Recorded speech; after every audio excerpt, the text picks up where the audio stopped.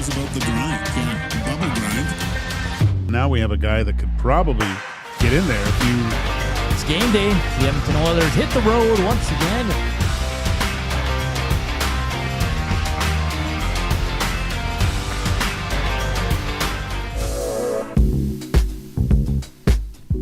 That is a hell of a thing for you to say to me.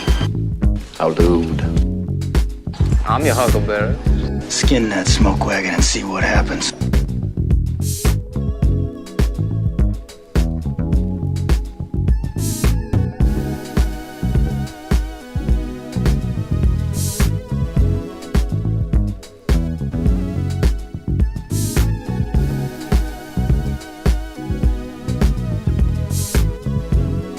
What's up, Nasties? How you doing? Welcome to ESC Afternoons here on Edmonton Sports Talk, presented by Play Alberta. Joaquin Gage, Hernan Salas, Zach Kubish with you. Thank you for joining us. Slam that thumbs up. Let's go. Nasty Chat, River Korean Bucks, 780-218-9999. Joaquin, ¿qué pasa?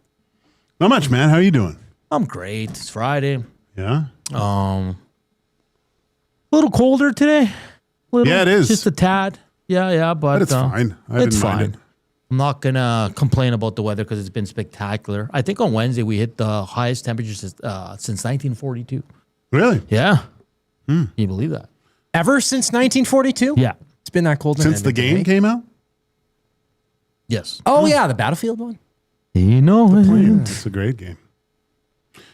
Well, should I rip this Band-Aid now? Everyone's... Well, I mean, you barged into the All Stream and said you had a huge announcement. I was trying to guess in the chill lounge what it was, and we had some good laughs. A lot of people guessing as well. Everybody's waiting. Everybody's on the edge of their seat. Joaquin, what do you have for us? Oh, I see everyone's kind of excited. Jasmine's being mean again, but whatever. So, you know, a lot of people have always said that, you know, Joaquin, you should put the gear back on and get out there. And stuff. And they're like, well, I don't really think people want that. But you know what? Enough's enough. It's time for me to give the people what they want, buddy. Okay. So I will be on February 1st. Okay. Dusting off the gear, putting it back on, and competing in the Edmonton Oilers skills competition. Oh! I kind of called it. Not really. For real? Are you kidding me? For real. So you're going to be going up against McDavid, Draisaitl. Oh, baby. Hey. I got to get tickets now. I am going to get Trent Frederick back in line. Frederick? Yeah. Just imagine the confidence that Trent Frederick will have after shooting on me. Trent Frederick, Andre Mangiapane, make sure you put her. No, hey, you're a hell of a goaltender. You stoned them. You stoned them all. I'm buying tickets right now. February 1st, Sunday? Sunday, February 1st. February 1st? February 1st. That's how I said it. We need a group of ESTers there with signs and everything. So, Dusty, you better go get me a EST jersey with Edmonton Sports Talk plastered all over it so we can pump this thing up. We should get some nasties sitting in the crowd and say Gager rules, and they paint it on their chest.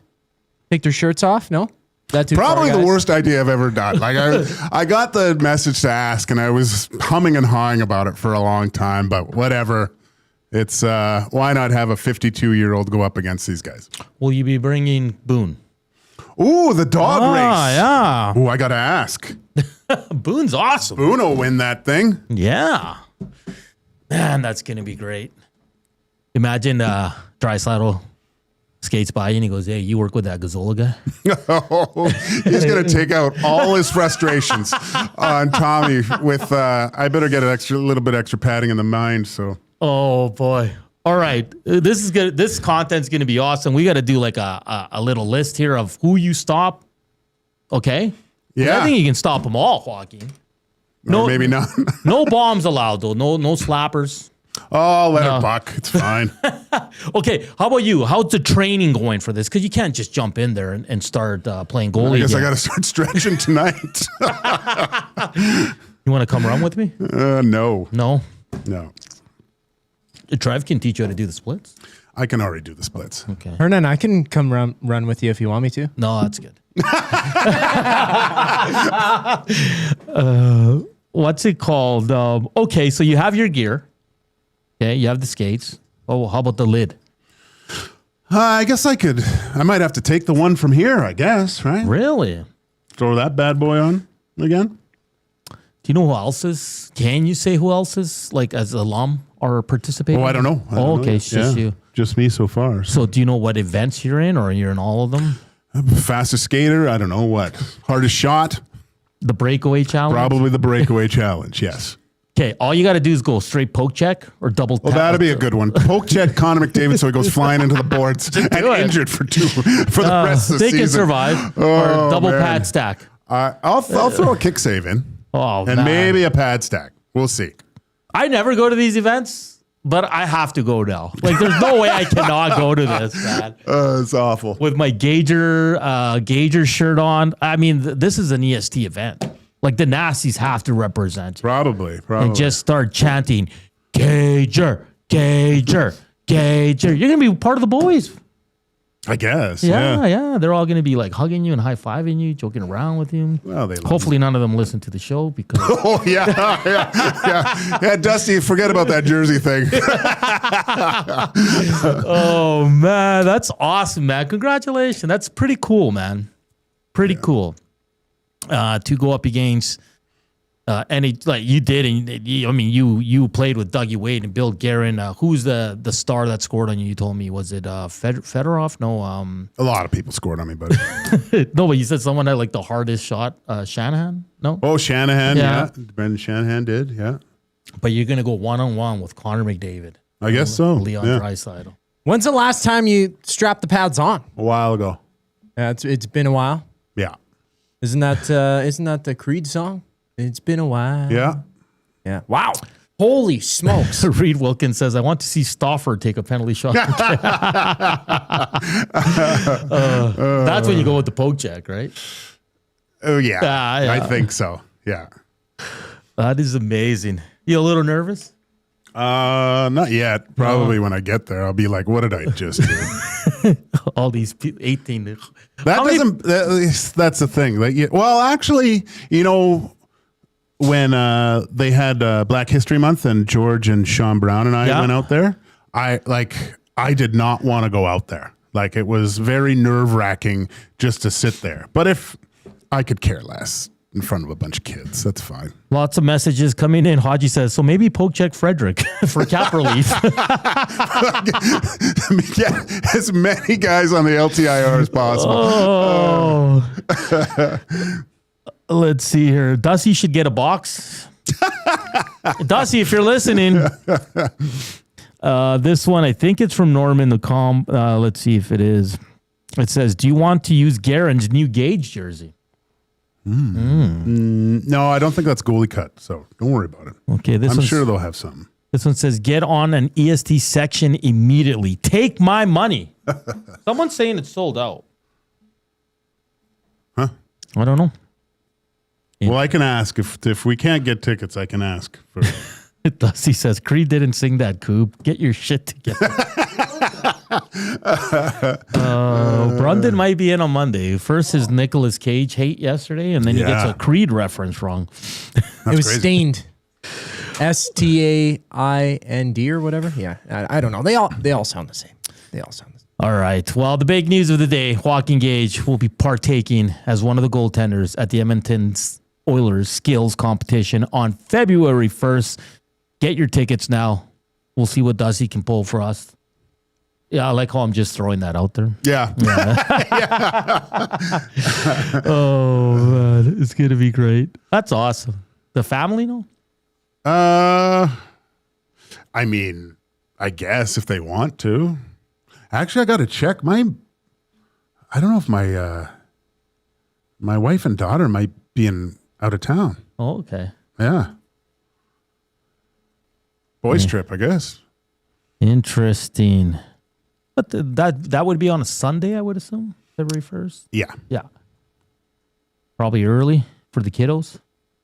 I'm guessing around 2:00 or something like that. Yeah. Yeah, we need tape of this if we can't attend, if it's sold out. I'm sure there'll be a lot. Oh, right? And then the next day we get to break it all down, who you stopped. If I stop any. This is going to be amazing.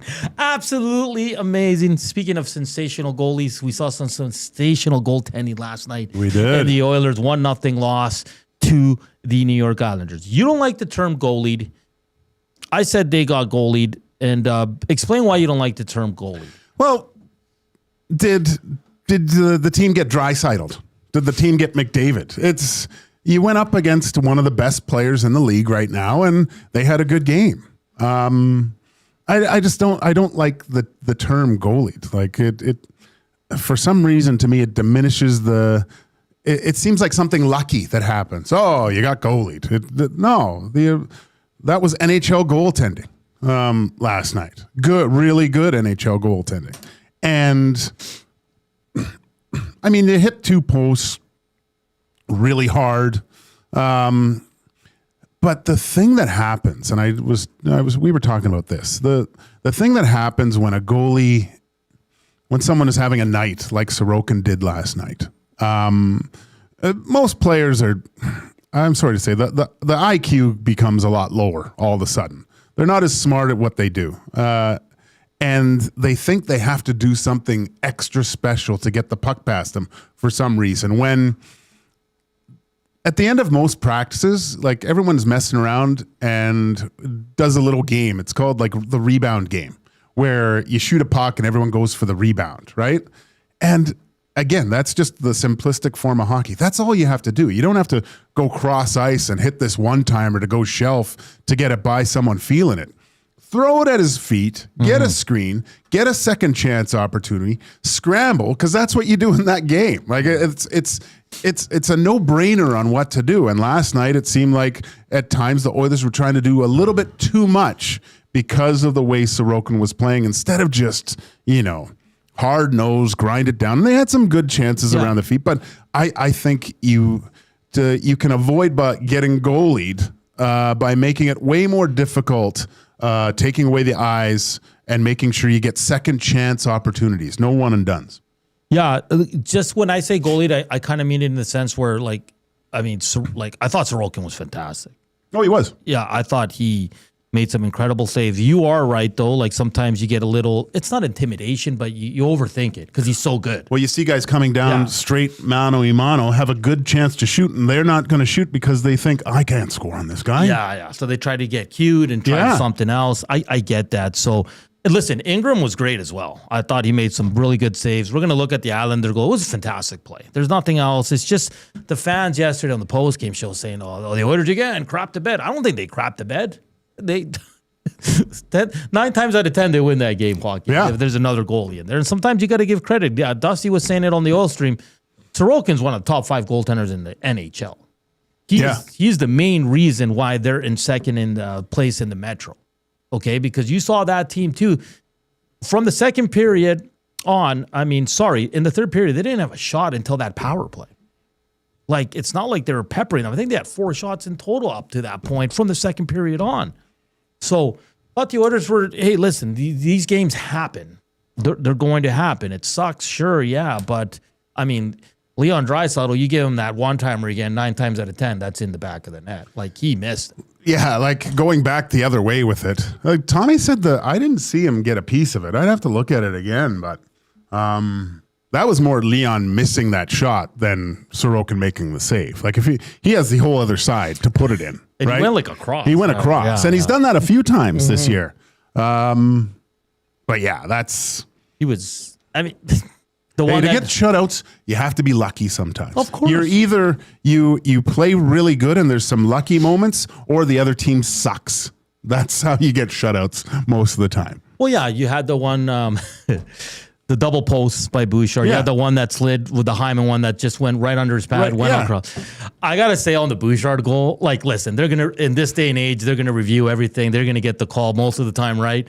But sell it a little bit, Bouchard. He pretty much said, it didn't go in.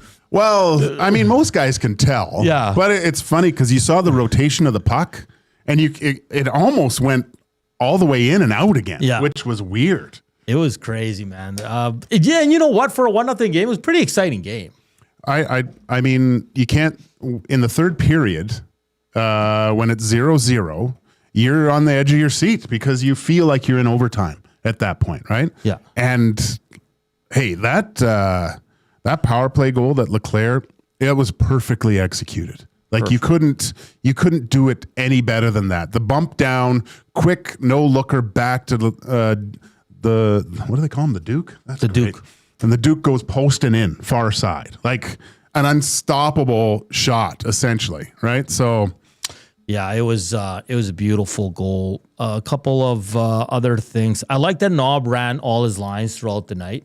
Like he just kept rotating them. Like Frederick Lazar got more minutes than they usually do. And it's only 8 minutes, but it seemed like they were out there more on the regular. Good for him. That's the way you got to do it, man. That's the way you're going to be successful. Yeah. The crappy thing, McDavid's 20-game point streak snapped. And anyone who had Oilers bettors yesterday that had McDavid and Draisaitl and wins and all that, it was a pretty disappointing night on that end. But and I'll say Matthew Schaefer, man, what a player, man. So smooth, so silky, man. No panic. There was one point he went behind the net, Joaquin, and McDavid was on him, and he was so calm and composed, made the play. Other defensemen are kind of like, they'll just throw it up the boards or try to get off the glass, whatever. But that kid is sensational. there was two plays that it's because he's so young too that he commands the game like that, which is, and not similar to Makar. I remember when Cale Makar came up and played in the playoffs, and I go, who is this kid? How does he have that much poise? Right? But the one play where he didn't like the look of it and just skated back and took like 2 strides, and he gave himself like a whole zone of room to operate. And then there was the play in the I believe in the first period, it might have been in the third period, where no, it was whatever. He stopped the play just, and he was so aware of everything else, and he saw the turnover, and he threw on the Jets like he could, like I go, oh my gosh, what's he doing? And he could just recognize that the puck was going to a place, and if he got between the far D-men, he was in on a breakaway. Like he reads the play like he's watching from the press box, which is very rare. Only guys like Connor and Leon and certain guys can do that, see plays before they happen. Awesome. This kid's going to be, like, I imagine in his 5th, 6th year, man. Yikes. Will he be better than Makar? Well, we'll find out, but this kid is trending. Holy cow. What a player the Islanders got, man. Absolutely fantastic. You know, there was one play, I think it was in the second, when Ilya Sorokin was just on. I think McDavid took the shot and the rebound came out, and like Sorokin makes the first save, and he went to Bouchard, and Bouchard just got into it, and it just hit him in the shoulder. But he was so set, he just kind of went like, and he was so calm. I was like, yeah, this guy's dialed in right now. Yeah. Dialed in. We'll see what happens tomorrow for the game. I mean, Connor Ingram's really pushing here for the number 1 spot. He's done everything. I mean, what would you do in terms of who I keep? Yeah, what like, because you got to make a decision by Sunday, right? For me, it's Jari Ingram. It's that simple. You take the chance to lose Pickard? Sure. Yeah, me too. Because he's playing too well. Yeah. You can't. Yeah, it's just it's unfortunate, sure, but it's one of those things where I don't think it's unfortunate at all. I mean, in terms of for Pickard, sure, but wait till February 1st. You want a real goalie controversy. Wait till then. Oh man, there was one text here that's good. What's Gager raking in on that 1-day contract? Ooh. Well, let's hope it's 3% of Connor's. Hey, the afternoon inbox presented by the River Cree Resort and Casino. You want to check out some shows coming up this year? Jersey Shore star DJ Pauly D is performing at the venue at River Cree on March 7th. Doors open at 8, show at 9 p.m. All you got to do for tickets is go to rivercreeresort.com or hit up the River Cree box office. Up next, we'll show some highlights, lowlights, keep talking some Oilers. We'll get to Zach to the Future at 1:40. At 2:05, Trevor Beggs from Daily Hive Vancouver and Locked On Canucks. And at 2:25, Lee Hawksall Hamilton to go around the NFL. It's a big divisional playoff weekend with 4 games starting on Saturday. Of course, screw it. Let's do his parlay, courageous moment, and all that. And we will talk about a Blue Jay that it's no longer a Blue Jay next as well. And sad times very sad times, and he's heading down south. Like always, Edmonton Sports Talk presented by Play Alberta. Why limit your choices when you can have it all? Play Alberta is your go-to app for casino games, sports betting, and lottery. All in one place with easy access to real money games. You can enjoy everything Alberta has to offer right at your fingertips. Download Play Alberta now and start playing today. Highlights, lowlights on the other side of the break here on EST Afternoons.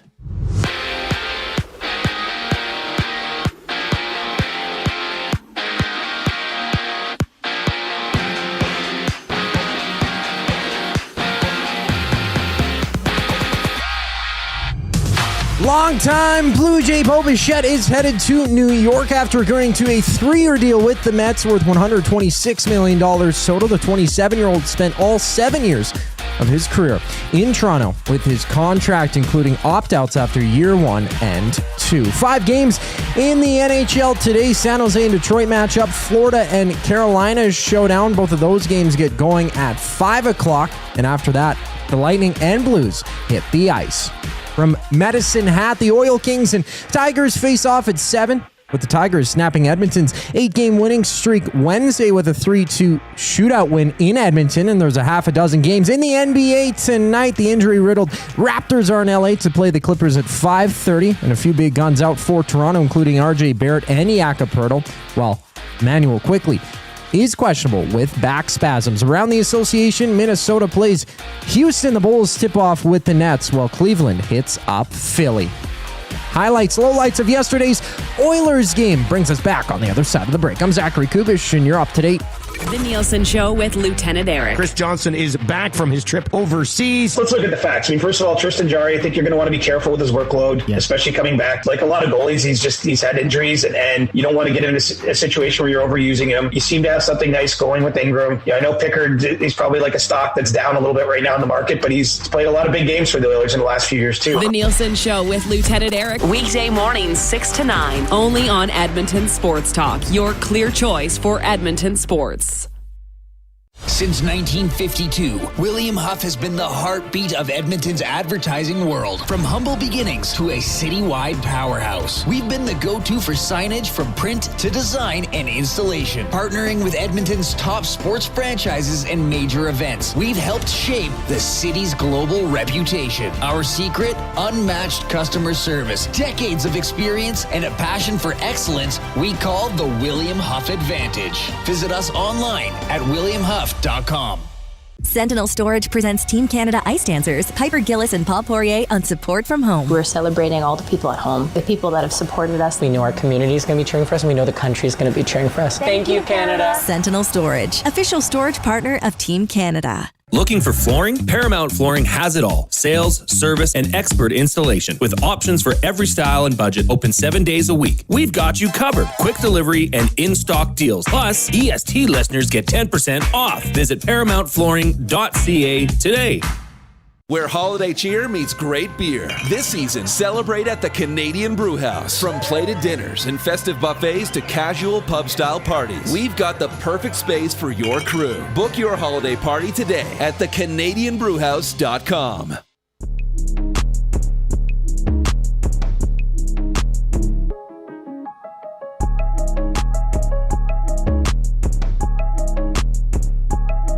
I'll dude.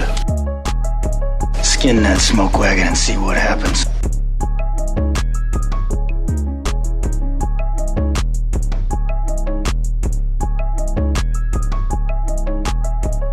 We're back here on EST Afternoons. Thank you for joining us. Like always, it's Joaquin Gage, Hernan Salas, Zach Kubish. If you missed it, Joaquin Gage will be the goaltender for the Edmonton Oilers Skills Competition on February 1st. It's going to be a great time. It'd be great to preview it and then recap it all with him that following Monday. Good time. So if you're going to the game, make sure you cheer Mr. Joaquin Gage on. Okay? That's our deal. And slam that thumbs up. We're only like at 20. We got 133 watching. Let's hit to 100 for our guy here, Joaquin Gage. We're live from the William Huff Studios. Since 1952, William Huff has provided industry-leading advertising solutions for thousands of valued clients. Their unparalleled customer service, combined with decades of industry expertise and a desire to make every job the very best it can be, is what they call the William Huff Advantage. Visit their website at williamhuff.com or give them a shout, 780-454-4536. All right. We're just going to show some quick clips here. I mean, I couldn't show every save, Joaquin, because there's many. Yeah, sure. Let's see. It's a little tough, but just getting everything sorted out here. Make sure we're good with Coob on our end. Just gotta. What should we start? You know what? Let's give it a little bit of love to our guy Ingram. This is kind of just Gager. So if you can, just a little bit of a highlight reel of the saves he made. We can talk through them, and just because you've been very impressed with his positioning, his calm, cool, collected, kind of. The style he plays in between the pipes. And I thought he was really good. I couldn't do all the Sorokin saves because there was many, but we'll look at here. We'll just roll it here. This is early in the first, a nice little screw up there. The pairing of Emerson and Nurse leads to one-on-one. I mean, his calmness gets to the point, right? Yeah. Takes as much of the net away. Like, he's in perfect position here. Yeah. And makes a very difficult save look pretty routine, and that's kind of been his MO since he's been up with the Edmonton Oilers. Just a very calming influence. And I always say this, but if you're a complete psychopath and want to break down everything on your PVR, put it in slow and watch his head movement, right? Like the way he tracks the puck afterwards and where it is. Like he does everything that you would be doing as an instructor telling young kids. Like it's been really impressive so far. I think that was Holmstrom on that when he went in all alone. Here's a 2-on-1. 5 minutes later, just a good shot by Lee, but with the right pad right there, it gets the pad out there. Here's another good look and just gets across. Yeah, just in perfect position. And you know what? Like that's a long ways to go too. Like that's a good hard push to get set, but as you can see, he's still under control, right? That's the one thing. After the initial save, Connor Ingram is always in a good position to make that second save too. Like, really good stuff. Really good stuff. Like the patience too. Yeah. That's another thing. Sometimes the really good shooters, they'll see what the goalie gives them, right? He doesn't allow for that. He makes them have to make that decision. And again, that softness of being able to control the puck. Really impressive. And I like what you said there about he's making tough saves look routine. Like it's because of his really routine. Yeah, because his positioning is so good. We're gonna look here at the two very close calls for the Edmonton Oilers, Joaquin. This one's the one that Hyman has, I think, and it just slides under. Everybody thought it was a goal right here. He gains Hyman in his office there. Yeah. I don't know how that puck doesn't go in, but it slides the other way. A little bit of luck here. Tons of luck, but it sometimes happens. And again, that's what I say. Shutouts are usually you play really well, but you're fortunate a few times, or the other team stinks. And this is the case where the Oilers had some really good chances to score, where probably 7 times out of 10 it actually goes in the net. But yeah, it's they did some of the right things. I thought they could have done more of that though, right? Yeah. More guys just right in the blue paint battling for second chances, because that's the only way you were going to score on that guy. Yeah, and this one's the Bouchard one here on the power play. It was unreal. Like, it's just off both crossbar, then post. When they showed the first replay, like this one right here, it is unbelievable that this puck, like, look at that, Gage. I know, like, that's what I say. It almost looks like it goes all the way across, right? Yeah, but it's just touching the line. And then for it not to kind of just, this is another thing of being a little bit of puck luck. Like, a lot of times that puck just dies right there, and you just bang in the rebound, but it bounces out at a weird thing. And yeah, it's just crazy. Just crazy. Crazy, Joaquin. Absolutely crazy. That puck didn't go. And so again, it was bad luck. That doesn't mean the Oilers played bad, guys. These things happen. They happen to every team. It's just the way she goes sometimes. And let's go with, we got to look at this one again. Like, like just unbelievable again. 9 times out of 10, this is the goal every time. Oh, yeah. I mean, Leon puts it. Does he? He puts it. Yeah, it's going back the other way. Yeah. Like, I don't know if Sorokin touches that or not. It's hard to tell. It's hard to tell, but either way, I think it's going in the same spot. Like, Leon's got that. He almost could have stopped it and rifled it in there, right? Like just, but again, Sorokin made a great effort to get to that too. Unbelievable. That's unreal. Unreal. Like Connor McDavid had his arms up, walking. It's just unreal. That's good, Coop. That's all we have for highlights, lowlights today. Of course, a lot of good opportunities for the Oilers at the post. One goes right through the crease under his pad, and then you saw the Draisaitl missed shot was just unbelievable that he missed it. He couldn't believe it. And for him, he probably wanted to make good because he's the one that took the penalty, right? Yeah. Yeah. Exactly. So the Oilers will move on. They play twice this weekend. They'll have the Vancouver Canucks, who are winless in 9 tomorrow night. Man, that team... they got to do a whole rebuild. They can't do a retool. And Trevor Beggs will ask him, are they ready for that there? And I think the fan base is. I don't think they're going to accept another retool. Unfortunately, Thatcher Demko hurt again. I mean, it's just not working there in Vancouver. It's amazing what's happened to the team compared to a couple of years ago when they were taking the Oilers to 7 games. And then they have St. Louis Blues on Sunday, which will be Nuge's 1,000th game. 1,000th? Some sad news in the MLB world. Well, yeah, what are you going to do? The Toronto Blue Jays. Bichette, 3-year deal, $126 million deal to join the New York Mets. Do you, are you going to throw that thing on the barbecue? No, I'm not. I would never do that. I hate wearing a jersey when the guy's no longer there. Yeah. It just sucks. Like, it's different if it's like an older one that the guy's retired. I'm like, oh, whatever. Okay, yeah. Yeah, because I saw a Skinner jersey. Yeah. On the broadcast last night. I was like, you know, that guy paid probably so much for that thing, and it's the only one he's got, so he throws that bad boy. Well, now you can buy discounted, though. That's can you? the thing. Well, usually, I mean, when players get traded or signed somewhere else, they put them cheaper. on deals at least 30% off, if not more, for the Oilers. That's what I do. I mean, Hernan, I'm going to attack you there. Well, not attack you. I'll still rock it, but I mean, it sucks that he's gone because he came up with Vladdy and Biggio, and then Biggio got shipped away, and then... You know, you thought those two were going to be together forever, win a World Series for Toronto. Yeah. Sucks, man. And those, because Tucker, the highly sought after player as well, goes to the Dodgers. Yeah. Like ridiculous money. There was rumors that the Blue Jays were in on there. Did Bichette say, screw these guys, they're trying to get Tucker instead of me. And he said, I'm going to sign with the Mets. Because really? I think the Blue Jays could have matched that, Joaquin. Well... whatever, man. I mean, how much do you really need? I guess. Like, what did Bichette sign for? What was the? It's 126 for 3 years. Oh man, I know rent's expensive in New York, but come on. That's probably still tight. You're living tight with that. Oh, you're living tight. York. Yeah. Oh, that sucks. But you know what? The Blue Jays made it to the World Series pretty much without Bo Bichette. He returned for the World Series. So let's... Yeah, he did do some miraculous things in the World Series. I know his fielding was... A lot of people had issues with it, but boy, can that boy hit the ball, man. He's injury prone a little bit too, though, isn't he? A little bit, yeah. Especially this past year. Yeah. Right? Like he's Last few seasons, he seems to always get injured. He always misses time, so...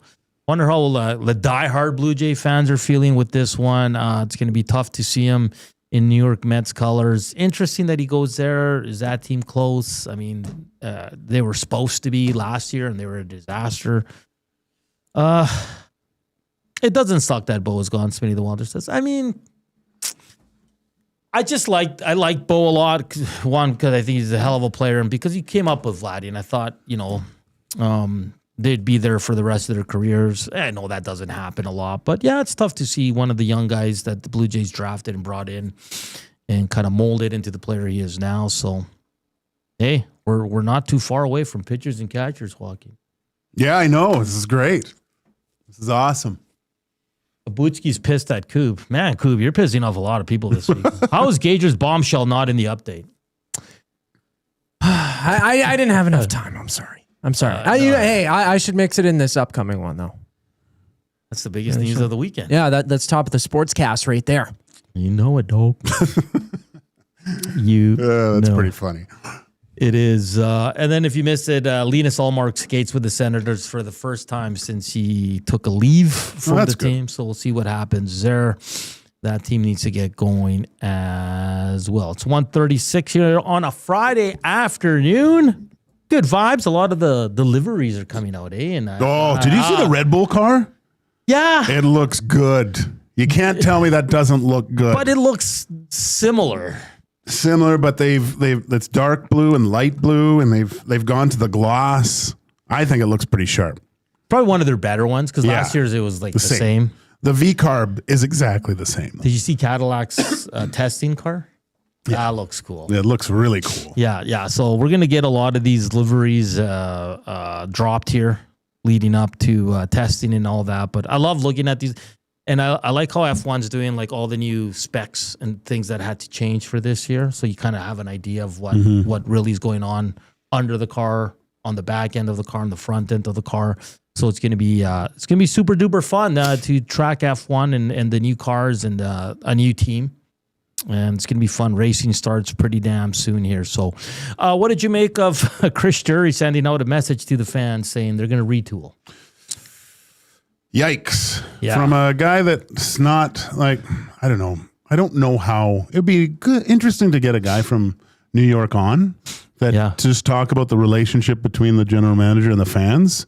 Because, I mean, he's traded away two guys that were kind of, the heart and soul and favorites of that team with Kreider and Trouba, right? Yeah. So, that's... You said it, I think, off air. I think his days are numbered. Like, there would have to be an absolute massive turnaround, I think, for the Rangers this year for him to keep his job going into next season. Yeah, and I find it interesting that he sends out this letter to the fan base. This is the second time the Rangers have done it in recent memory. Yeah. But is this the guy you trust to retool your team? I mean, it's clear that they're going to move Panarin. He's an RFA. Well, he wants the world too. So yeah. I understand that. That's fine. Vegas probably will get Panarin. Well, I would look more towards, who were we looking at yesterday Anaheim. They have tons of cap space right now, right? All those guys are they got those entry level deals. I would look more to Anaheim. They've got a reputation of dealing with them anyway. I wouldn't be surprised if Panarin ends up a Duck before the trade deadline. Oh, it's not a lot of cap space, a lot of former Rangers, and they're hanging around. Like, they've fallen off lately. Yeah, they've fallen off a cliff, but they're still hanging around there. And listen, Panarin's going to get moved from here till the trade deadline. There's no way they're keeping him. But I mean, a lot of cap space. Can you entice him to stay in California? Might be nice, right? Take a flyer on that. Do you think the Ducks make the playoffs this year still, or is? Look at the standings. They've kind of dropped off a bit, right? But yeah, like San Jose's hanging on. They're 4 points back, so they're still right there, and I think they're going to remain there. Like, they're going to be within that cushion for the wild card spot. San Jose hasn't fallen off. I thought it was going to be the opposite. I thought San Jose would fall a bit and Anaheim would stay strong, but Anaheim has fallen. So Panarin, more than likely to be moved. You said Anaheim. Vegas is always in the mix. I'd have to look, because Panarin, I don't think, because they said they'd work with Panarin and accommodate wherever he wants to go. Panarin's not going to a bad team. Probably not. He's going to a team that's going to be in the playoffs. Yeah. Right. So I don't know what you get in return, because he is an RFA and he's going to ask, like you said, for the moon.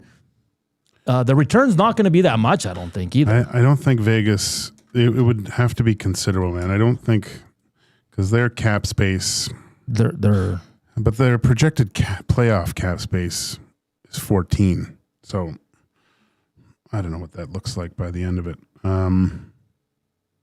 It'll be interesting to see. Yeah, it's going to be crazy. And then maybe later on the show, we'll look at more RFAs just quickly on the surface. Carson Soucy's an UFA next.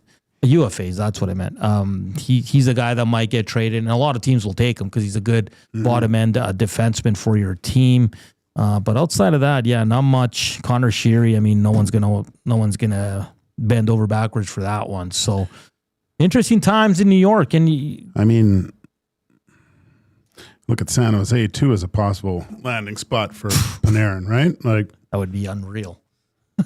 Yeah. That would be unreal. All right, we're going to get to a break. Zach to the Future coming up Nicolas Cage is the future because Coop dissed him yesterday. Better know what he's talking about. That's coming up next here. But first up, portions of this hour brought to you by the Canadian Brewhouse. UFC through 324 is live Saturday, January 24th at the CBH.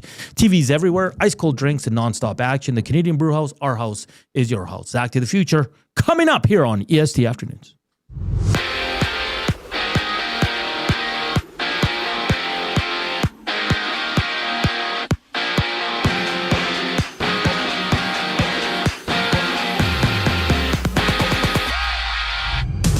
Career-long Blue Jay Bo Bichette is headed to the Mets, agreeing to a 3-year contract worth $126 million. The 27-year-old can opt out of the contract after both year 1 and year 2.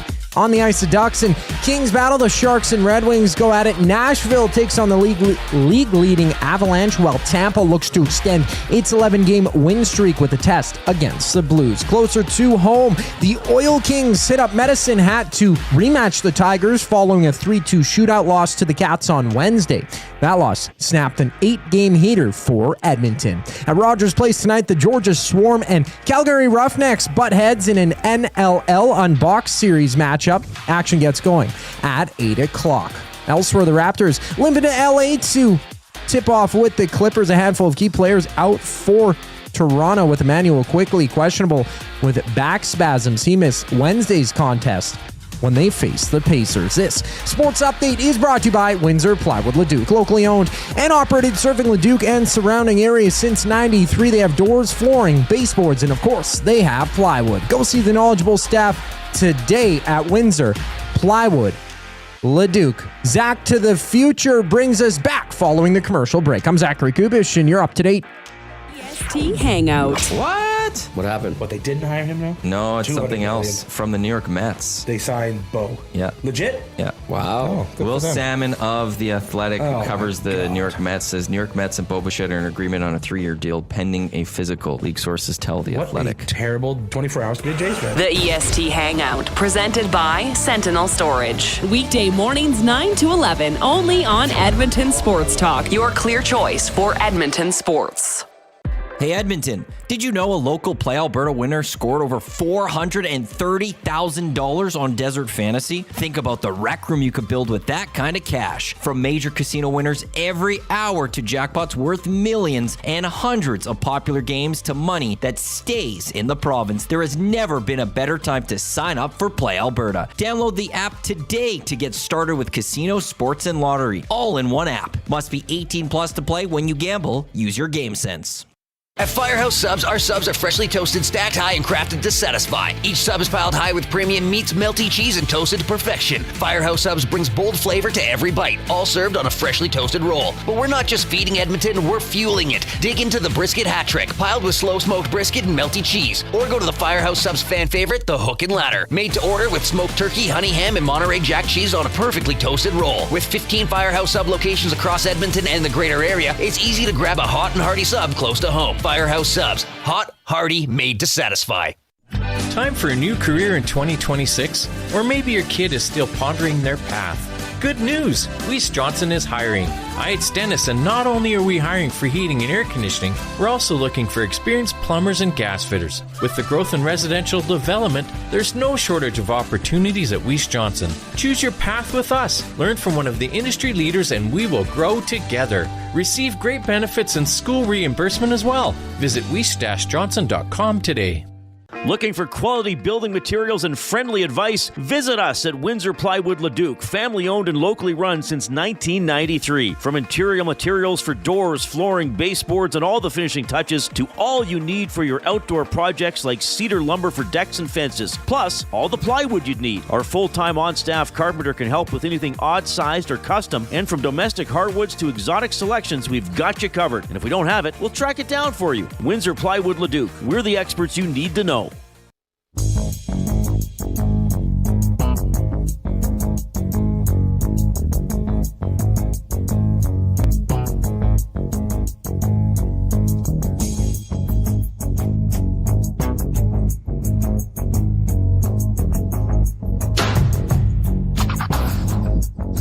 Skin that smoke wagon and see what happens. Yeah.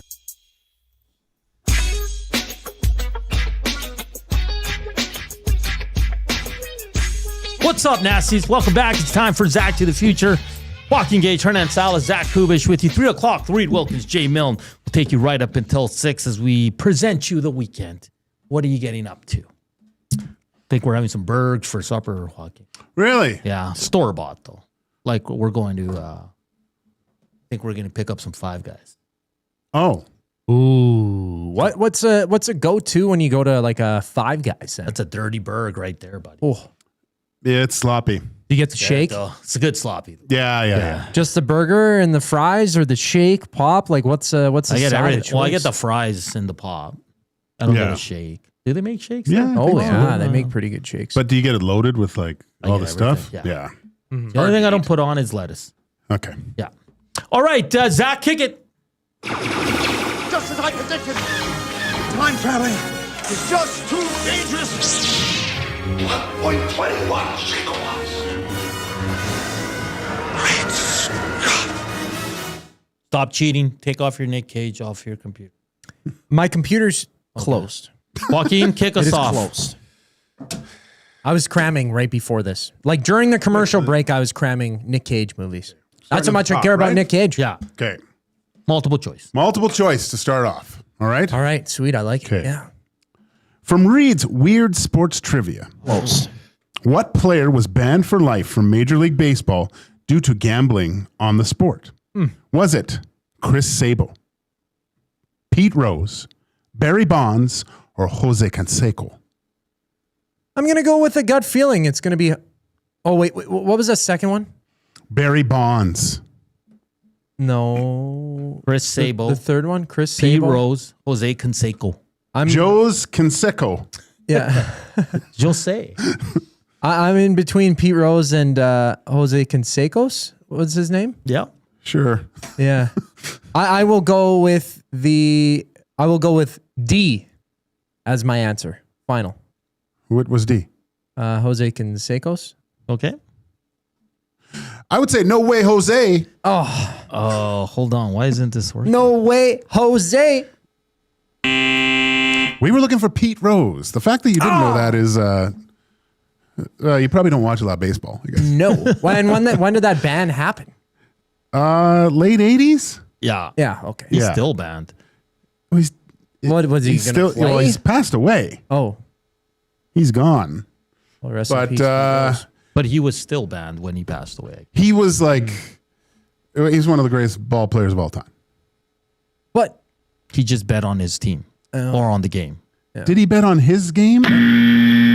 Or was There it we go, that works. other games? I think it was a bit of both. Bit of both? Yeah. Yeah. All right. That's too bad. Dang. Here we go. Joaquin, kick it off. Coop, guess this song.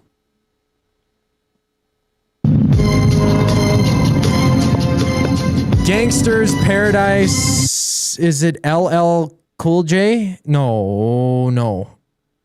I'm trying to think of the artist. Gangsters Paradise by Coolio. Final answer. Final answer. Final answer.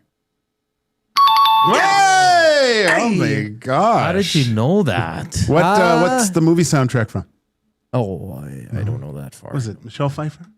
Yeah. Dangerous Minds. Dangerous Minds. That's what it is. Dangerous I didn't know that song until I was like 14. Not bad. Well, you're above 50% because you got both the artist and the name of the song. But okay, I like how all the Nazis are like Weird Al. Big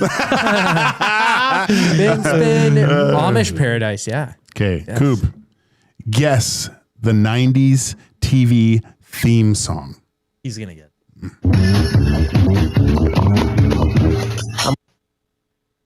Oh, I heard the words at the end. Going down to South Park, gonna have myself a time. Friendly faces everywhere, humble folks without temptation. Going down to South Park, gonna meet. So you have an answer? It is South Park, and there is a South Park here in Edmonton. Going down to South Park, gonna have myself a time. Friendly faces everywhere, humble folks without temptation. Going down South Park, gonna leave my woe. That's a great The song. movie is unreal. I don't know if you've watched some of the latest episodes. They're unreal. I haven't seen any of the new ones. Oh my gosh. All of them are good. Yeah, there's some great characters in that show for sure. All right, here comes the pièce de résistance here. Okay. Cube, start naming some movies. All right. They're Nicolas Cage. Yeah. Okay. And for our audio audience, I'm going to, of course, give you a little synopsis first. Okay. So don't put the screen on yet. Nope. Joaquin. Coop. I wish my name was Joaquin. FBI chemical warfare expert Stanley Goodspeed is sent on an urgent mission with a former British spy, John Patrick Mason, to stop General Francis Hummel from launching chemical weapons. Con Air. Here is your first movie. Oh. Good movie, eh? I know the actor. And so it's like they do with superhero movies where they have the faces in the sky. And they're like, there's bombs blowing up. There's a fighter jet in the corner. And there's a sunset and a helicopter. And there's a couple scary looking dudes. And then Nick Cage just kind of peering. Okay, we need an answer. Come on, Coop. Jeez. Gosh, I don't know. Insurgents? Final answer? Final answer.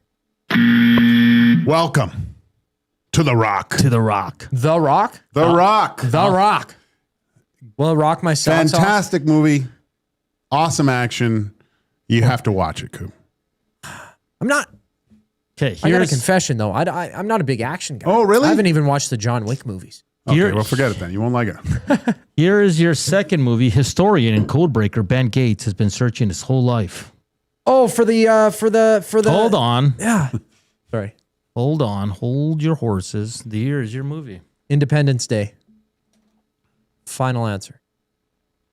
We were looking for National Treasure. Oh, that's the one that we were talking about right before. Oh, Jesus. Do you watch Dan Brown movies? I don't know what's it called? Oh, shoot. It's with Tom Hanks. But it's kind of code, like there's codes and stuff you find. That's a good movie. Another one. Really good. Isn't that the one where he has to find what? Oh yeah. You said it in the synopsis. Okay, that was bad. Your next movie. FBI agent Lee Harker is assigned to an unsolved serial killer case that takes an unexpected turn, revealing evidence. Harker discovers a personal connection to the killer and must stop him before he strikes again. I believe the director is John Woo in these films, and I love the slow motion stuff that he does. Here is your next movie, Coop. Oh, no, this isn't it. Is this a newer movie? Yes. Long Legs. Final answer. Yes. How do you know that? Because I just crammed for my test. I just searched up Nick Cage movies. Like I think Eric watched that. Oh, He said it was great. I gotta watch it. It's very scary. Maybe tonight. It looks spooky. It's all Coop, red. You can go back to us real quick. Red eyes. Good old red eyes. Oh, this is the one I was thinking of. Okay. Oh, man. I'm just going to give you this because most of people will know. But this movie stars Nicolas Cage and John Travolta. That's all you got to say. That's all you got to say. Here is your movie cover. Okay, the Mr. Split Face there. They got John half the Travolta face of and- Nicolas Cage, half the face of John Travolta. His pupils are very much dilated, big time. Jesus. Don't focus on that. I know. Well, he's got really nice eyes. I don't know. If what you else don't to look get at. this, Dusty might let you go. Yeah, I'm gonna go ask Reed. Oh, I forgot you had a wild card. Yeah. Okay, go. Reed's definitely seen this. Oh yeah, I tested. It might be one of the. He might have watched this a few times. This is a great movie. Yeah. Nicolas Cage is. I like Nicolas Cage in this better than John Travolta. Yeah, because Cage becomes the good guy, right? Well, Cage is the bad guy. But then he becomes the good good guy, right? But Cage is a bad guy is better than Travolta is a bad guy. Yeah. I think. Travolta's good, too. He's good, too. Yeah. Jeez, Coop. How does he not know this? This is a classic. He doesn't like action. Well, he's a man of no action, Coop. What's the verdict? Off face. No, it's face off. All right, man. And the next one. Would you guys hate me if I said I didn't like John Travolta either? Get out. I'm not a massive fan of Travolta. No. I like Look Who's. Have you seen Look Who's Talking? Ew. Those are good. Those are really good. Okay, here's your last one. Okay. You better get this. Yeah, I'm not going to get this one. Oh yeah, this is Con Air. So scene with Malkovich, Cusack, Nick Cage on the cover. Yeah, it's got the fighter jet. Yeah. Put the bunny back in the box. All right, not bad. Not bad, dude. Not bad. You passed. I think you're still employed too. Yeah, not bad. Just like every Nick Cage movie, but it's not good either. It's just. I guess you're not going to be here Monday. I guess I threw some easy ones in there, like Face Off and National Treasure and Con Air. Those were harder. Well, Con Air. This guy always gets the harder ones. Remember last week too? I mean, that's just how I am. The bunny back. Put the bunny back in the box. Buscemi was in it too. Buscemi was Ving Rhames. Basically Hannibal Lecter. Yeah, right? I need to watch just for Buscemi. Dave Chappelle's in it. Yeah. What? Yeah. Wow. And then Nicolas Cage. Is Marty McSorley in it too? Yeah, he's the pilot. Yeah. Seriously? Yeah. Wow. Okay. That's actually sick then. Okay, I might have to watch that just for those other guys. Good job, kid. Thank you. That was a good. You did well, man. You did well. I'm proud of you, kid. Proud. Good stuff, Coop. Well, I was checking out the top 25 movies, or I searched up a list of Nick Cage's top 25 movies. I haven't seen a single one. James Barrell says, "Have you seen Raising Arizona, Coop?" Highly unlikely. That's one of his first. That's one of the first ones. That's pretty really good. Funny. Oh yeah. I've only seen really Nick Cage in passing. I mean, I've seen him in The Mummy. I sat down and watched it with my buddy's dad was watching it. I'm just The Mummy. He's not in The Mummy. Or is that what's the bad one? Well, they're all pretty. I don't know if it was. Yeah, I know it was Ghost Rider as well. I don't know. There was a few where I'd catch it in passing that he made in like early 2000s and things like that, and he was just pumping movies out. It seemed like, and I just didn't like him. I don't know. All right, that was Active Future presented by no one. If you'd like to jump on, Hernan Joaquin at EdmontonSportsTalk.com. Afternoon Inbox presented by the River Crew Resort and Casino. Check out their Tap 25 restaurant where the prime rib special is just $21.99, available 7 days a week from 11:30 a.m. to 11 p.m. On the other side of the break, we head to Vancouver. They're hosting the Oilers tomorrow. They're winless in 9. We'll get a good idea of what's going down there with the Canucks with our good buddy from Daily Hive Vancouver and Locked On Canucks, Trevor Beggs, up next here, along with Lee Hacksaw Hamilton to go around the NFL. Don't go anywhere. Slam that thumbs up for us. Hit us up on the Nasty Chat River Korean Box. We're back with Hour 2 of EST Afternoons. The Reed Wilkins Show with Jay Milne. Luke Gazdick checking in. He's just like the ultimate guy you want on your team. Like, he sets a quiet example for the rest of the group. Whether it was game day, whether it was in game, I was always watching someone like him. Truly just the best. It was a 3-year battle of taping up stalls and sweaters and hoodies. Wasn't a guy I'd rather go to battle with for 60 minutes than Nuge. The Reed Wilkins Show with Jay Milne, weekday afternoon 3 to 6, only on Edmonton Sports Talk. Your clear choice for Edmonton sports. Running your own small business takes courage, and as it grows, so does your team. That's why Alberta Blue Cross offers health, dental, life, disability, and wellness benefits designed for small businesses, because we know a healthy team means a thriving business. Join over 5,000 Alberta businesses who have chosen us to help their business grow and succeed. Alberta Blue Cross takes care of you and your employees, so you can take care of your business. Visit ab.bluecross.ca to find a plan that's right for you. When gambling, set a budget before you play. Stay informed and visit GameSenseAB.ca to learn how. Remember, if you gamble, use your game sense. You've heard the name, but what does it mean? For over 66 years, William Huff Advertising has supplied signage from screen printing to digital to LED with design, production, and install in-house. It's a one-stop shop for all your signage needs. Edmonton owned and operated, William Huff has been trusted by the biggest companies and teams in the City of Champions and many others across the country to do the job. If you're looking for a way to get the word out about your company or event, they are the answer. Go to www.williamhuff.com. Their results speak for themselves. Skip the couch and hit the Canadian Brewhouse. Your home for every puck drop, every goal, and every cheer. With ice-cold drinks, massive screens, and the best fans in town. This hockey season, our house is your arena. The Lock Shop. The biggest thing today is that Bichette was a Blue Jay. He goes to the Mets. They were obviously in pretty deep talks with Tucker, and he ends up taking just 4 years, but gets $60 million per year. What was your thought process when you saw the Tucker news start moving yesterday, buddy? I got a text. Are we sure that the Dodgers aren't backed by the Saudi PIF? Like, is this The Lock Shop, weekday mornings at 11, only on Edmonton Sports Talk, your clear choice for Edmonton sports.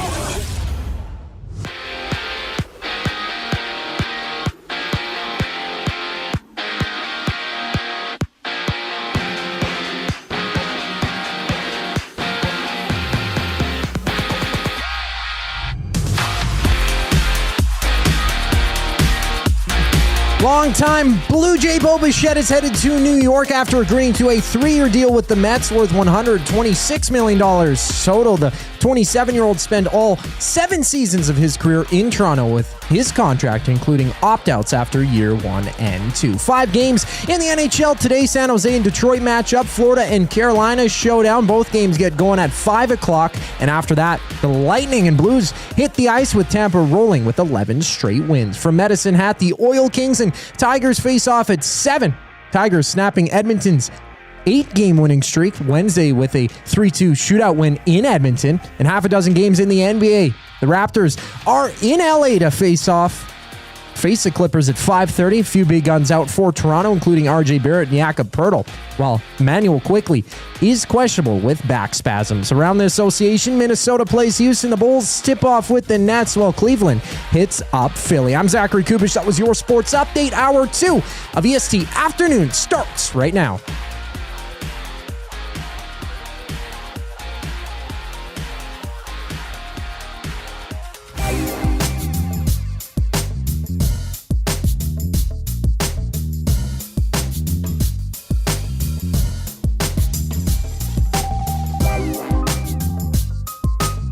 I'm your huckleberry.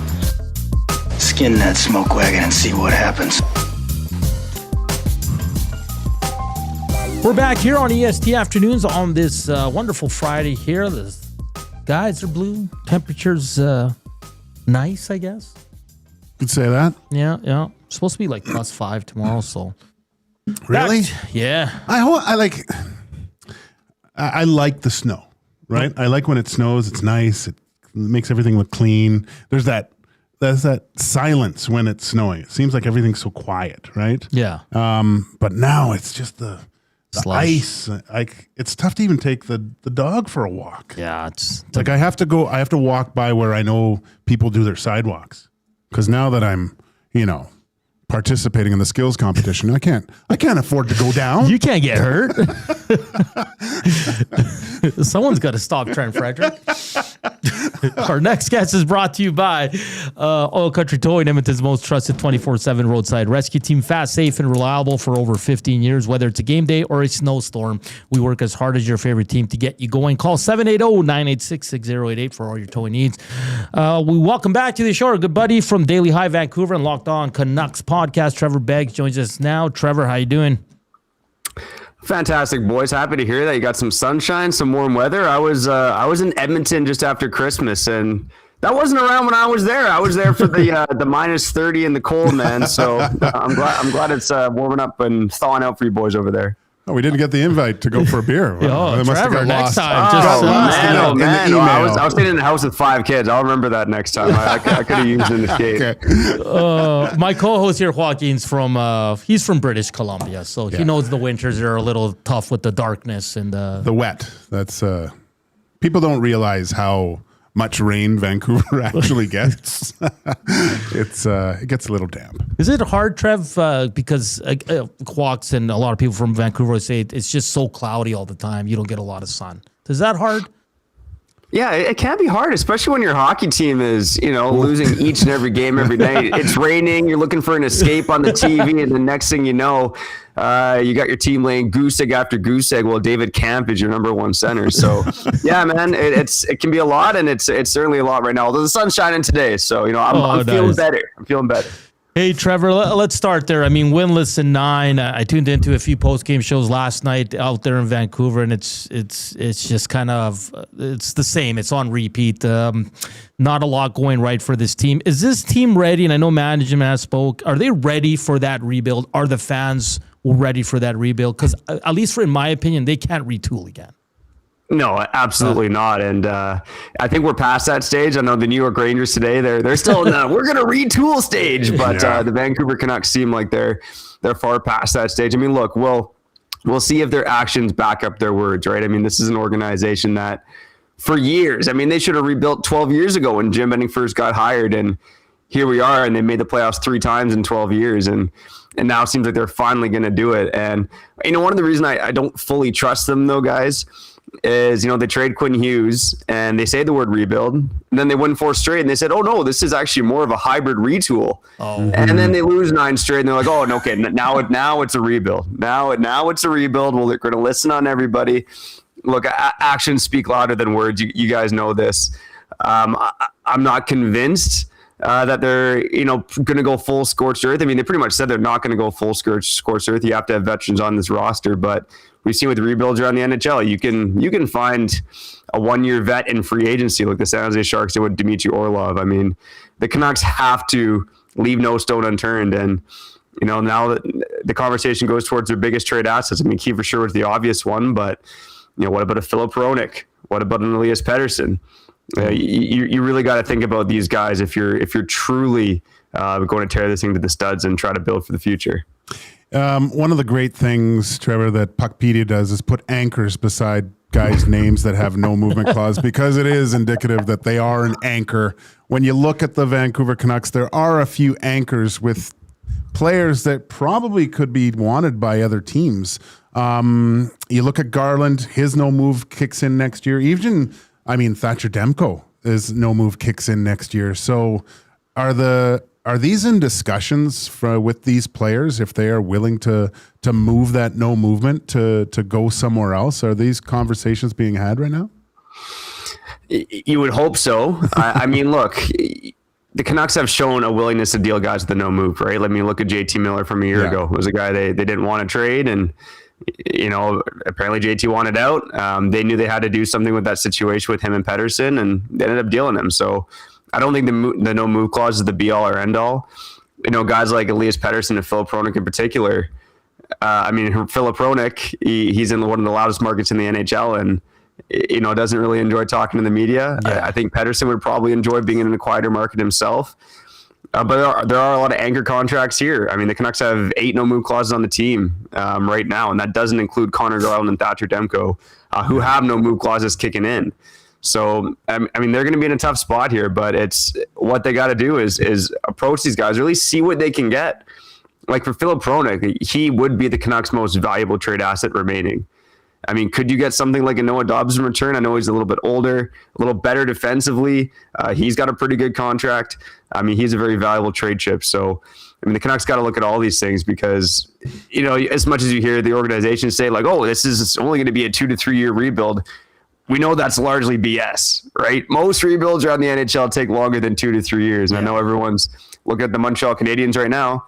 They had Cole Caulfield and Nick Suzuki before they even, really started the rebuild. So it looks like a lot of pain ahead for the Canucks. And boys, I was really thinking today about how your Edmonton Oilers, man, they just destroyed the Calgary Flames and the Vancouver Canucks, right? With a couple playoff defeats there, then look at where the Flames and Canucks are now. You guys should be proud of yourselves for that. You guys have wrecked the rest of Western Canada.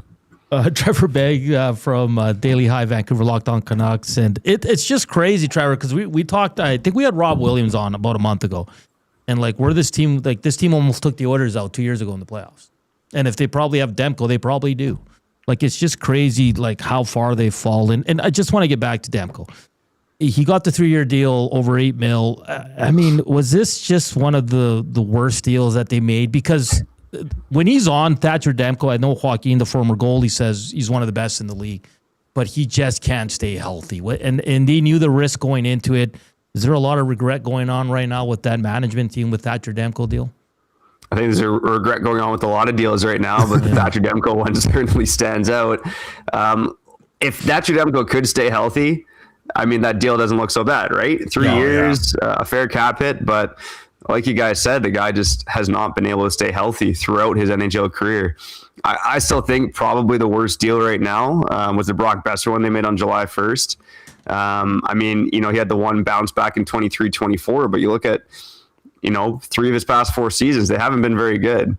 And he's been just a ghost this year. A guy that tends to wilt when the pressure's on, aside from how he performed in the 2024 playoffs there. And then the Marcus Pettersson one as well. I mean, looked like a fair deal at the time, but he's had a really brutal stretch, and you traded an unprotected first for him and to be in the 12th overall pick. So a lot of regrettable deals. I'd say the Brock Besser one's probably the most regrettable one right now, though. Trevor, is the silver lining the possibilities of a Gavin McKenna if things keep going? Is that how Canucks fans are looking at this right now? I think Canucks fans are actually looking at this through the lens of, well, you had Schaefer, Bedard, and Celebrini in the last 3 years, and now there's not really any sure bet with McKenna. In fact, you ask most scouts, and Ivar Stenberg's now the consensus number one. So I think Canucks fans are a lot of trauma in this market, right? But a lot of Canucks fans are saying more along the lines of, man, oh man, this is the year we finished last, and now we don't even have a surefire bet at number one, if you even draft there. So yeah, regardless, the Canucks are obviously going to get a good player. This is a team that has not picked above 5th overall since 1999 when they drafted the Sedin twins. And I think really the goal is now, can you get more first round picks? I mean, the whole reason they got one of the Sedins is they trade Brian McCabe. They get the extra first, and that ends up being a really high pick. So can you get more of those picks? I would love to see this team target some first rounders in 27, even 2028. Just see if you can bet on the team being bad. Because we've seen with rebuilds, I mean, the only way to really nail a rebuild is to get top 3 picks and find those players. Yeah. Trevor, after the Quinn Hughes trade, the Vancouver Canucks got 3 players. I know Marco Rossi's been out injured, but how have the new guys looked, especially Liam Ogren and the young defenseman Zeev Buium? Yeah, I think Z Buyum, as the wild my wild buddies tell me, he's been good. I mean, I feel bad for the kid just because you get traded for Quinn Hughes. Now you're playing in the Quinn Hughes role. There's a lot of expectations and pressure on you, but he seems to have a good head on his shoulders. He's handled himself well. He was healthy scratch for one game. This is a bit of a reset. So it kind of tells you he's not out there dominating by any stretch. I don't necessarily agree with the healthy scratch when you're playing, Pierre-Olivier Joseph, who probably doesn't deserve to be in an NHL lineup over him. But he's looked good so far. Got a bit of a reset on the power play. They took him off the first unit for a few games, put him back on last night.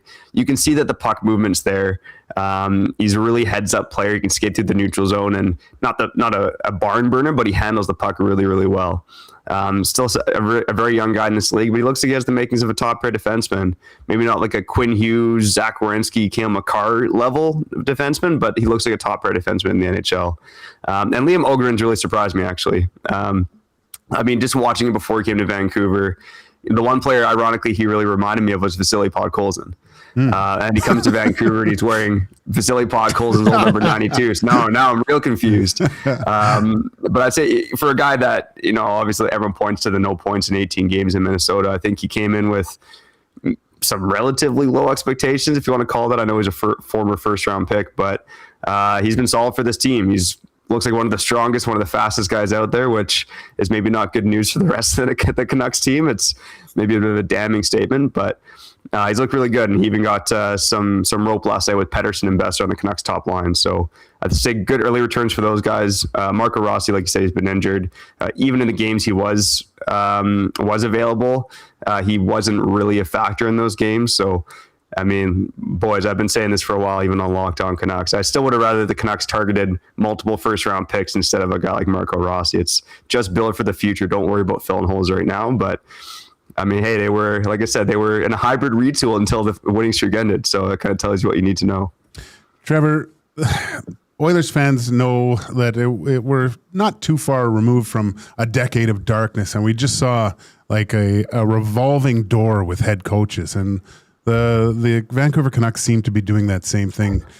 Do you see Foote remaining as head coach, or are they going to get another guy in there possibly next year too?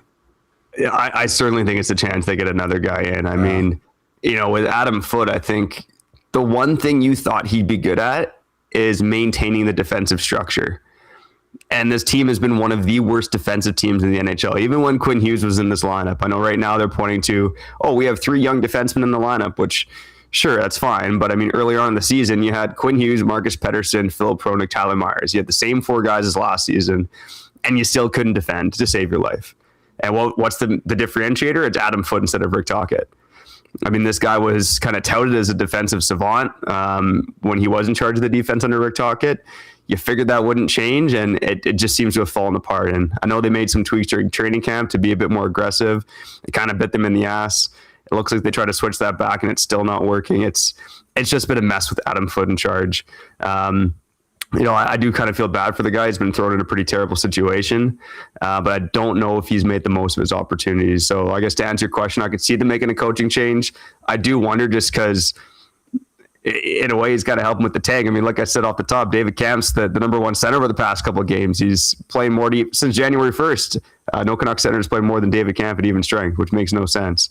This guy's leading the tank charge, so I could see them maybe keeping around for another year, but I know you got Manny Malhotra, head coach of the Abbotsford Canucks. Mm-hmm. I really like what he's done in Abbotsford. I think he's very articulate. He's got a great mind for the game. I think he's the next coach of the Vancouver Canucks. It's just a matter of when, not if. Okay. Well, Trevor, on this show, I'm known as their due. Like if a player's struggling in their team, so the Canucks might be due tomorrow and beat the Oilers. What do you think about that? Oh man, I'll tell you this, boys. I mean, I've covered 10 games at Rogers Arena this season, and the Canucks have won once. They're due. Hey, see, yeah, you never know. You never know. But Trevor, it should be a fun game. Always is when the Canucks and Oilers meet up. Enjoy the game, buddy. Enjoy the weekend, and thanks for coming on. Yeah, always, boys. Nice talking to you. Happy New Year. All the best going ahead here in 2026. All right, that's Trevor Beggs from Daily Hive, Vancouver, and Locked On Canucks. Man, that team, eh? Yeah, no, I mean, it stems from your top end goaltender going down. That was the start of the fall of that team. Because it just fixes so many of your issues when you have elite goaltending. And it's just too bad. Because if he was healthy, I guarantee the Canucks wouldn't be in the position they are right now. They'd probably still have Miller. They'd probably still have Hughes, and they'd probably be in a playoff position. Yeah, because I remember that when the Oilers finally beat him in 7, and we just started the show, and I said, Vancouver Canucks scare me. And then last year, they had all the internal issues with Pettersson and Miller, and then the trade, and nothing went right for them. And Tocchet gets out. Yeah, Tocchet leaves, right? He maybe he saw the writing on the wall and said, I got to get out of here. Yeah. I got to get out of here. Because I think he had the option too, didn't he? He said, I'm out. Then the bad trade for Kane. Let's just call it how it is. And you heard Trevor there say the bad trade. Marcus Pettersson's taking a huge step back. Elias Pettersson's not the same player he was many years ago. He hasn't been the same since he signed that deal. Yeah. Rossi's injured. Philip Hedl's been out for most of the year. It's just fascinating what's going on with that team. You feel, but I was tuning into our buddy Patterson last night for a bit, and it's defeated, And we did a lot of post-game shows and shows together back at the old shop when the Oilers could never win. Yeah. And it was just you're repeating the same thing over and over and over again. It's terrible. It's tough, man. Yeah. It's tough when the team just continues to struggle. But there's a reason you play the game. Anything could happen tomorrow. Vancouver Canucks will host the Edmonton Oilers at 8 o'clock Mountain Time. Go hang out with Tommy down at Boston Pizza Westgate. He'll be there for the pre- and post-game show. Sounds like it's going to be a lot of people heading down, a lot of the Nazis, a lot of the staff here as well. Going to go hang out and have a few beers, have maybe some chicken wings, some pizza, and just a good old time on Saturday. And then on Sunday, they're back home to host the St. Louis Blues. Ryan Nugent-Hopkins, 1,000th game. All right, up next. Our good buddy Lee Hacksaw Hamilton will join us. He's from LeeHacksawHamilton.com. He has great content on his website. We're going to go around the NFL with Lee. That's all coming up here on EST Afternoons. Keep slamming that thumbs up. Hit us up on the River Cree inbox, 780-218-9999, and on the Nasty Chat. We're back with some NFL talk on the other side of the break.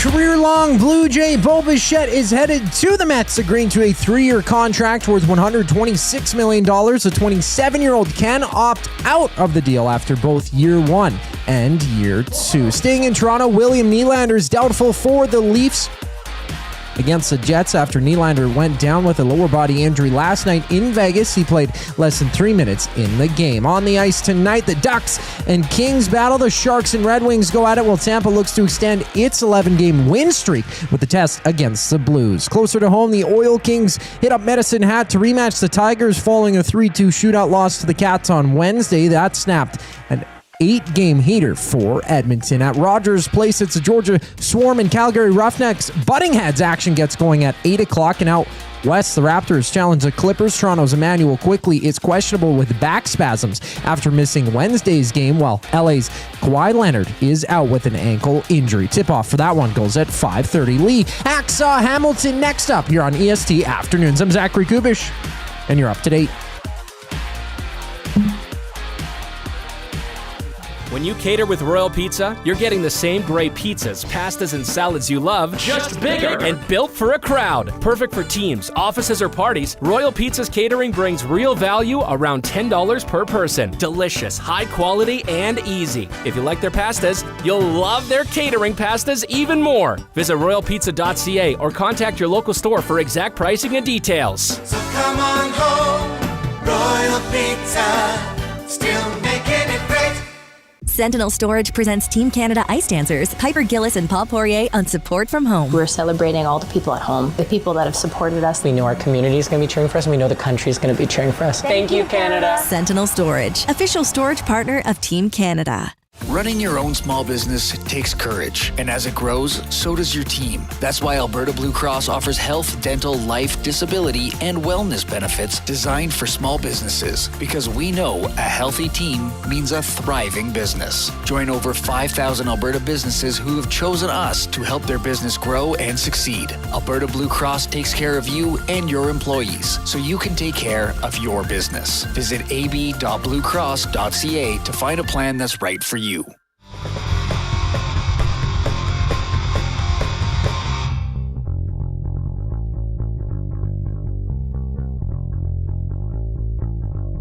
Believe in me, the dreams that I foresee.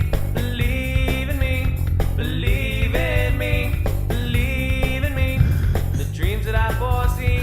Believe in me, yeah, yeah, yeah. We're back here on EST Afternoons, live from the William Huff Studios. Joaquin Gage, Hernan Salas, and Zach Kubish. If you missed it in the first segment, Joaquin Gage will be partaking in the Oilers skills competition as the goalie. So he's going to go toe-to-toe with Connor, Leon, Nuge. What an idiot I am. Roslovic. How cool is that going to be? That goes down February 1st down at Rogers Place. So it's going to be a good time. But right now we're going to switch gears, talk to NFL. We got a big weekend of games. Of course, the divisional playoffs. 4 games on tap, 2 on Saturday, 2 on Sunday, and bunch of coaching news to get to. And joining us on the Old Country Towing Video Hotline, our good buddy Lee Hacksaw Hamilton from LeeHacksawHamilton.com. Lee, what's shaking down there? Good afternoon, gentlemen in the Great White North. You know, there's not enough hours in the day to do all this. I'm just about ready to wave a white flag between all things NFL, college football championship game coming up, and the upside-down world of Major League Baseball and free agency. And then, by the way, you still got to cover the NBA and the NHL, and here come the Olympics. So, man, there's not enough hours in the day to do sports talk or to do websites, to do podcasts. But a fun weekend ahead of us, that's for certain. Yeah, it's a tough day here up in Canada because with the Bo Bichette news, Lee. So a lot of people taking it hard here up in the Great White North with Bo Bichette heading to New York. But let's start with the NFL coaching carousel.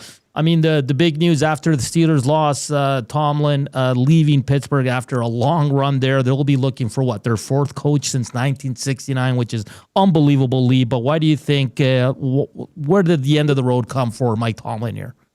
No, it's really interesting, Hernan.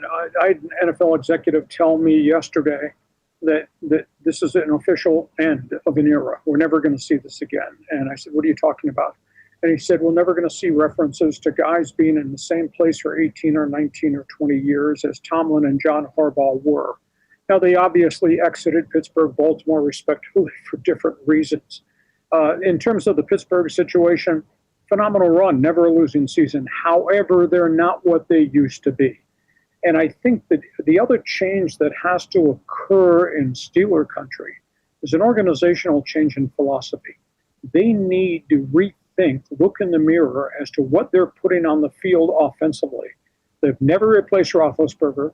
They don't have the speed and skill individuals that virtually everybody else in the NFL stockpiling. I think there has to be an organizational shift in Pittsburgh as to what kind of roster they're going to give the next head coach coming in. And maybe if the next head coach has to be more offensive-minded than it was defensive-minded. In terms of Tomlin, I was told from insiders that he was really hurt. The middle of the season on, everything turned against him. And the team wasn't a complete team. Aaron Rodgers got better and better offensively, but they're not game breakers. They have pedestrian offense, etc. They had to slug their way to victory. And at the end of the day, he was really bothered by the fire Tomlin, Micah's mediocre chance that riveted through that stadium for the last 5-6 home games, and even right there in that wild card game. So he just kind of reached the emotional conclusion, I've done as much as I can do, I'm going to step aside.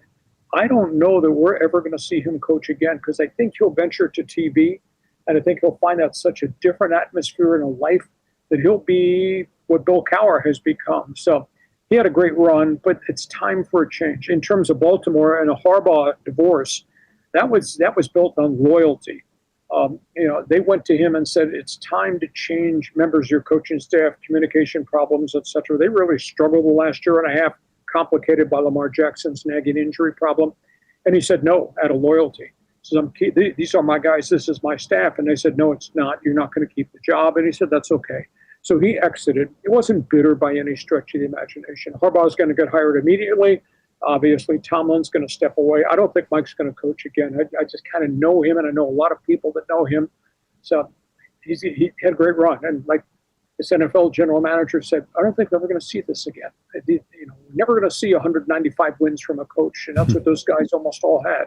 And we're never going to see 18, 19, or 20 years at the same position. So different time, different era.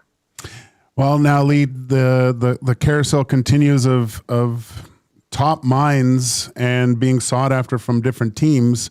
I'd love to get your opinion. Obviously, we see McDaniel talking to the Ravens, but in your mind, do you think McDaniel is better suited as a OC or a head coach? Great question, Joaquin. Let me run through a list. I broke the coaching situation into a couple different categories. Let's talk about the hot candidates. I think the hottest is Kevin Stefanski, who got exiled in Cleveland, got derailed just because of the mess with Deshaun Watson's contract, what the ownership mandated. That thing was just a fiasco. That's a 2-time Coach of the Year who won 11 games twice in Cleveland despite the quarterback quandary. Yeah. I think he gets hired immediately. I think, to get to your point, Joaquin, I think McDaniel resurfaces despite the messy ending. I think that was more about Tua Tagovailoa's limitations and the erosion of all things Tyreek Hill than it was just Mike McDaniel. I think he's got 4 head coaching interviews already. Stefanski's interviewed for 6 jobs already. So it pinpoints the need for the right guy to go into an organization that might have a young quarterback that really needs to fast forward the progress. So I think Stefanski gets hired. I think McDaniel gets hired. The weird one is Mike McCarthy. And I find this one really hard to believe. He's only got 1 interview, and that's with the Tennessee Titans. And this is a guy who had great success Green Bay, great success Dallas Cowboys. There seems to be a sentiment out there, and I don't think it's correct, that time has passed him by. He's only been out of the league 1 year. It's not like he's been gone for 5 and once back in like John Gruden.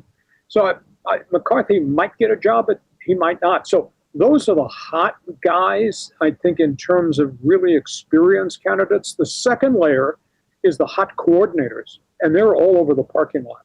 This guy out here, the defensive coordinator with the Chargers, and prior to that at Michigan, both with Jim Harbaugh, Jesse Minter, he's being interviewed by all 8 teams that still have jobs open. And his X's and O's and his phenomenal to build athletes on defense. He's going to get hired. I think Kubiak up in Seattle, who really served a long time as an assistant, as a quarterback coach, passing game coordinator, now the offensive coordinator, Seahawks.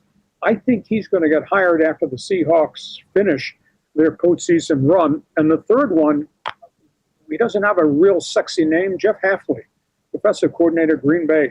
I think he's got 4 interviews lined up so far, probably more are to come. Those are the current hot coordinators. And then the last group is what I'd call second chance guys. Raheem Morris, despite as messy as it was in Atlanta, the guy's got good defensive credentials, and if you put him in a situation with a good offensive coordinator, he probably gets hired. I think Robert Salah in San Francisco, despite the mess with the New York Jets, has now reinvented himself for a second time with the Niners. He's interviewing at least 3 places that I know of. Vance Joseph has resurrected the Denver defense, resurrected his resume. He's going to get a couple looks, maybe winds up in Arizona. And the unique one is Jim Schwartz, former head coach Detroit. He's been defensive coordinator a bunch of places, did a really good job in Cleveland. And he's being brought back for a second interview by the Browns. They've not interviewed anybody else a second time, so it might be that he gets promoted within there.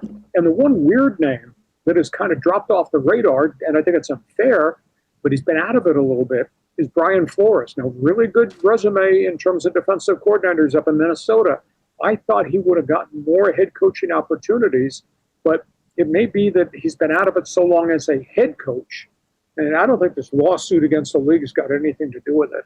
I just don't think that Flores is going to get it. That's 8 guys or 9 guys, names I just gave you, and we've got 8 jobs left. I've not seen in recent years so many quality marquee names surface all simultaneously, and we got so many jobs that are open. So it's going to happen quick, I think. If Stefanski, McDaniel go within the next week, then you're going to see all the other dominoes kind of fall into place, Joaquin. Lee Hacksaw Hamilton joining us here on EST Afternoons. Check out his work at leehacksawhamilton.com. Let's get to the games, Lee, here. Saturday, we got Rams at Chicago, 49ers at Seattle. I mean, Stafford, for many, the MVP. We're probably going to see a lot of offense in this game. And then on the 49ers Seattle side, I'm a 49ers guy, and Joaquin goes, why not the Niners? They keep doing it. They keep getting the injuries. They keep finding a way. So what do you make of these 2 Saturday games? All right, let's talk first of all. We'll just do it NFC. Let's talk about the Rams, Chicago. Stafford's got 49 touchdown passes. He's got obviously 2 brilliant receivers who between them, we're talking Kukua and Devontae Adams, have 205 receptions combined. He's got 2 running backs that have almost 2,000 yards rushing. They've got every component offensively, and they do really play rugged defense. But they're going to Chicago. And Chicago's got Caleb Williams, and Chicago's obviously got that head coach Ben Johnson, and those guys are on a roll. However, that being said, that defense is not very good in Chicago. They have to put a lot of yards and points on the board in Chicago because they can't stop anybody on the other side of the line of scrimmage. And then there's the intangible story. I know it's the Great White North. I don't know it's always cold up there. Chicago wind chill by late afternoon, 2 below. Now, quarterbacks will tell you. You can talk to your Edmonton Elks guys. You can throw in snow and maybe even in rain. But, brother, if it is 20 miles an hour wind, that impacts your passing game. And that's what they're forecasting for with the late afternoon kickoff there in Chicago. If you're asking me, I think the Rams have way too much experience, and they'll find a way to weather the weather. For Caleb Williams, this is kind of walking down the hallway the first time, and I think young quarterbacks have to walk down that playoff hallway the first time, guys. In terms of San Francisco, Seattle, I'd really be concerned about the Sam Darnold oblique story that leaked out yesterday. That's a concern because he's going to take some shots. He's going to take some hits. Can he hold up? That's an item. But there's an item on the San Francisco side of the equation. Brock Purdy's starting to turn the ball over a lot, and his protection hasn't held up recently. He's got 13 turnovers and 10 starts, and you can't be doing that. The other thing is teams have devised a way to really take away Christian McCaffrey running the ball and just put the ball in the hands of Brock Purdy. And that sucker is being played in the Pacific Northwest. So you got the weather, you got the 12th man, and the Seahawks are pulling all the stops out. And I used to broadcast Seahawk football, so I know. Guess who's raising the flag before that game? The 12th man flag? Steve Largent? Pete Carroll. Oh, Pete Carroll. Carroll is coming back to Seattle. He's still beloved up there, Super Bowl and all that. So that's how I look at the NFC. I am concerned about the Darnold injury and that will he be able to let it rip offensively. But their defense is really good. And I think San Francisco, the cross-country trips, the short prep weeks, all these injuries, I think it finally catches up to them. So if we're sitting here, I think we're talking about Seattle Rams in the NFC Championship game a week from now.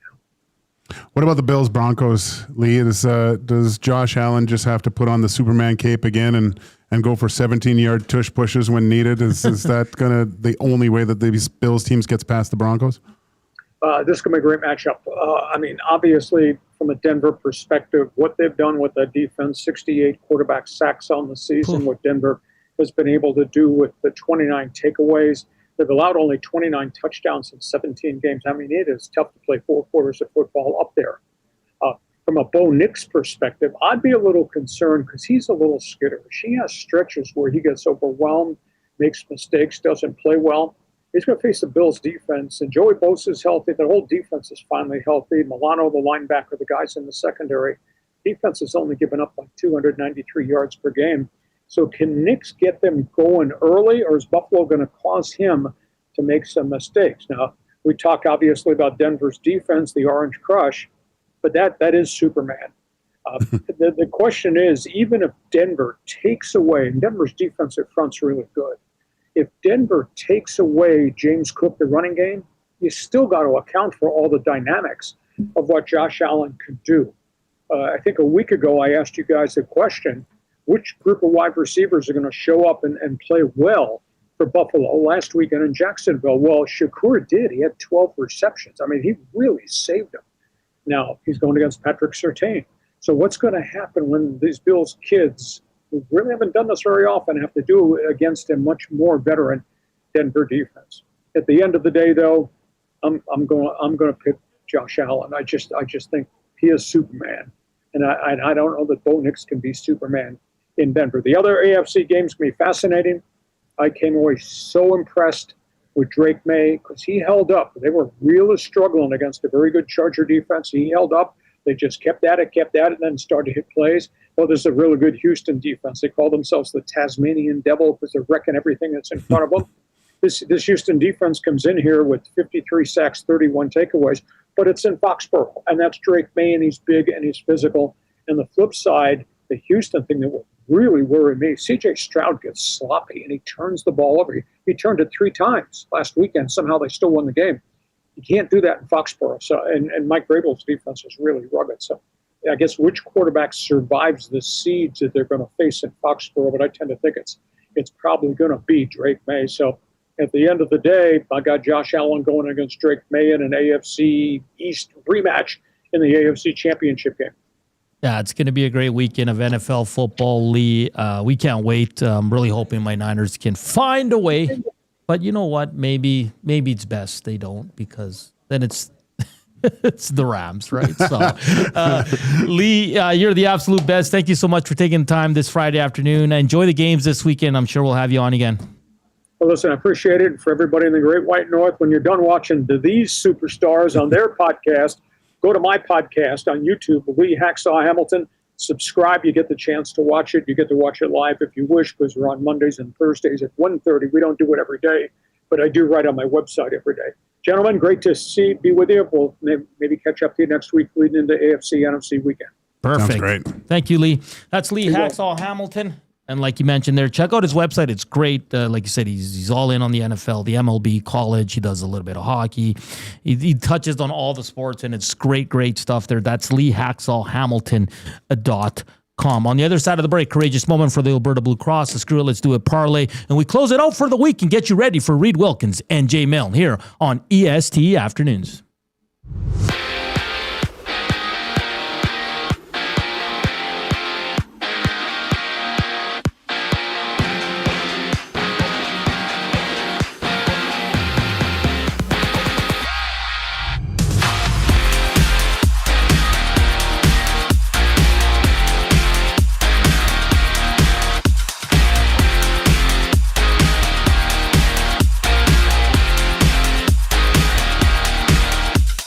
Longtime Blue Jay Bo Bichette is headed to New York after agreeing to a 3-year deal with the Mets worth $126 million total. The 27-year-old spent all 7 seasons of his career in Toronto, with his contract including opt-outs after years 1 and 2. 5 games in the NHL tonight. Colorado plays host to Nashville. The Panthers and Hurricanes face off. St. Louis and Tampa Bay have a date, while San Jose meets Detroit. And Leafs news: William Nylander is doubtful in Winnipeg tomorrow with a lower body injury that limited him to just under 3 minutes against the Golden Knights yesterday. And from Medicine Hat, the Oil Kings and Tigers face off at 7. Tigers snapping Edmonton's 8-game winning streak Wednesday with a 3-2 shootout win in Edmonton. Half a dozen games in the NBA. The injury-riddled Raptors play the Clippers at 5:30. Emmanuel Quickly doubtful with back spasms that kept him out of Wednesday's game against the Pacers. And on the other side, no Kawhi Leonard for LA. He's banged up with an ankle issue. This sports update is brought to you by the Capital Care Foundation. Financial support deeply affects residents at Capital Care, whether it's a one-time donation or a monthly contribution. Every penny counts. Find out how you can donate at capitalcarefoundation.net. The Screw It, Let's Do It NHL parlay next to close out the week here on EST Afternoons. I'm Zachary Kubish, and you're up to date. December's festive featured wing flavors are here at the Canadian Brewhouse. It's festive cranberry versus Korean bulgogi in the ultimate flavor showdown. Try them anytime or just 67 cents every Wing Wednesday for a limited time. The Canadian Brewhouse. Our house is your house. You've heard the name, but what does it mean? For over 66 years, William Huff Advertising has supplied signage from screen printing to digital to LED with design, production, and install in-house. It's a one-stop shop for all your signage needs. Edmonton owned and operated, William Huff has been trusted by the biggest companies and teams in the City of Champions and many others across the country to do the job. If you're looking for a way to get the word out about your company or event, they are the answer. Go to www.williamhuff.com. Their results speak for themselves. Hey Edmonton, did you know a local Play Alberta winner scored over $430,000 on Desert Fantasy? Think about the rec room you could build with that kind of cash. From major casino winners every hour to jackpots worth millions and hundreds of popular games to money that stays in the province, there has never been a better time to sign up for Play Alberta. Download the app today to get started with casino, sports, and lottery, all in one app. Must be 18 plus to play. When you gamble, use your game sense. At Firehouse Subs, our subs are freshly toasted, stacked high, and crafted to satisfy. Each sub is piled high with premium meats, melty cheese, and toasted to perfection. Firehouse Subs brings bold flavor to every bite, all served on a freshly toasted roll. But we're not just feeding Edmonton, we're fueling it. Dig into the brisket hat trick, piled with slow-smoked brisket and melty cheese. Or go to the Firehouse Subs fan favorite, the Hook and Ladder. Made to order with smoked turkey, honey ham, and Monterey Jack cheese on a perfectly toasted roll. With 15 Firehouse Sub locations across Edmonton and the greater area, it's easy to grab a hot and hearty sub close to home. Firehouse Subs. Hot, hearty, made to satisfy.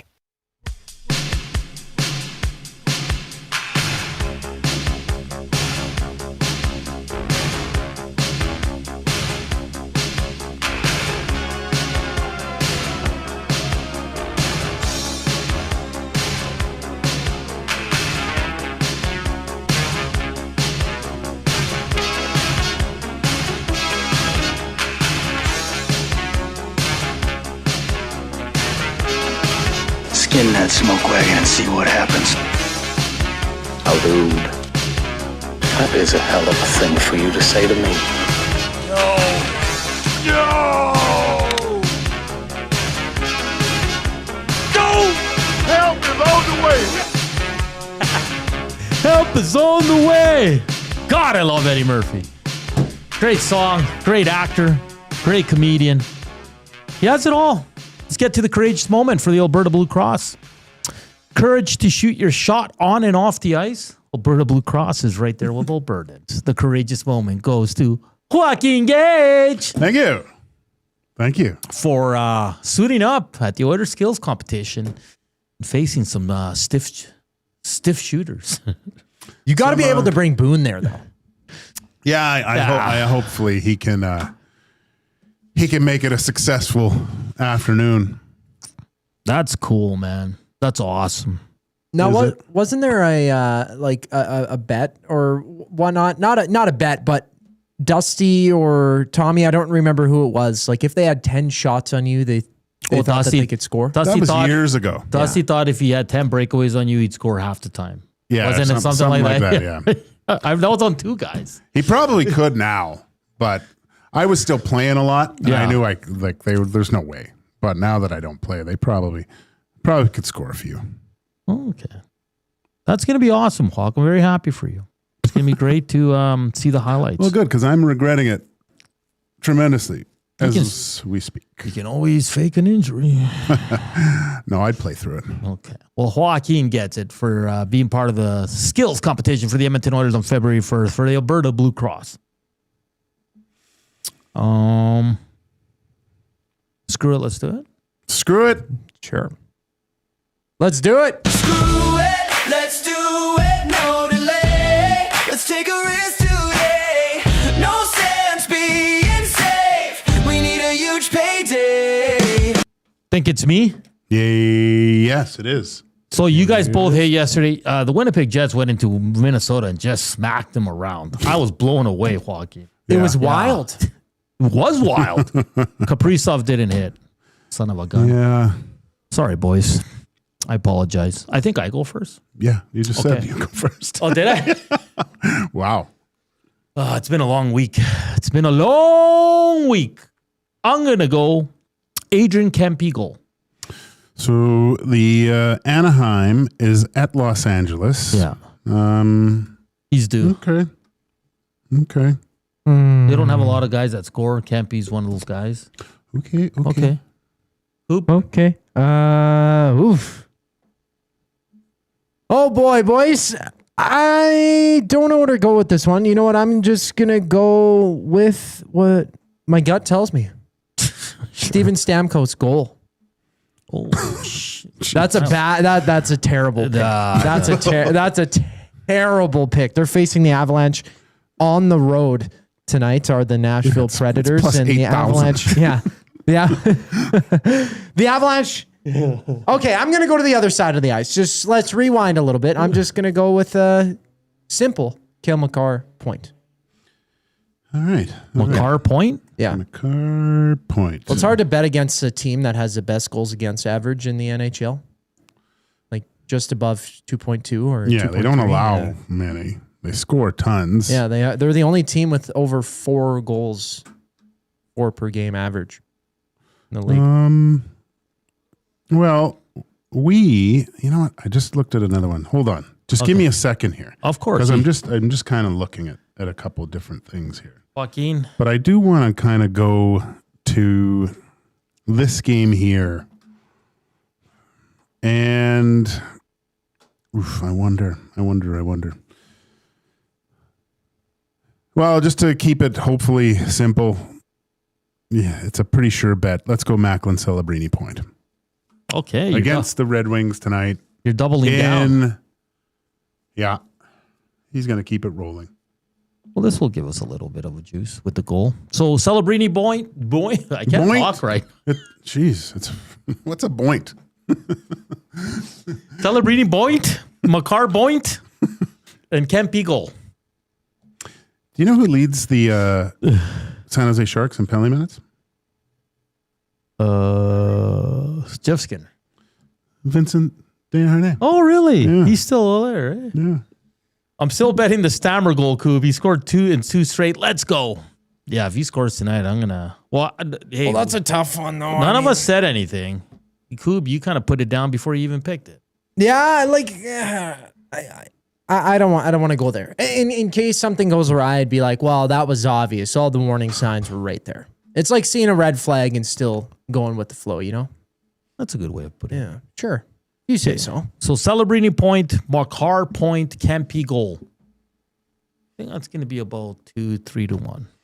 Okay, boys? You cool with that? I should have went John Klingberg goal. Why don't you go Klingberg point? No. He's been really good, man. I know. He's been really, really good. I'm down with the Klingberg point. No. No. That's that. What do we have left here? Afternoon Inbox presented by the River Crew Resort and Casino. Check out their happy hour, 525 drinks. Available Sunday to Thursday from 9 a.m. to 7 p.m. I seriously can't talk right now. I've been saying 1,000th too much. Did you eat some? Are you allergic to fish or something? Oh, my Lord. Hey, Reed Wilkins, Jay Milne coming up. My wife's just pre-booked the emergency room for the first. Where's Gager on Monday? 2 blown groins and a bruised ego. I think you're going to do great, buddy. You're going to be fantastic. That'll be funny. So I started watching this show yesterday on... Which one? Disney. Which one? I can't remember the name. Who's in it? It's about boxing in the old days in London. Jeez. Hold on. Sounds awful.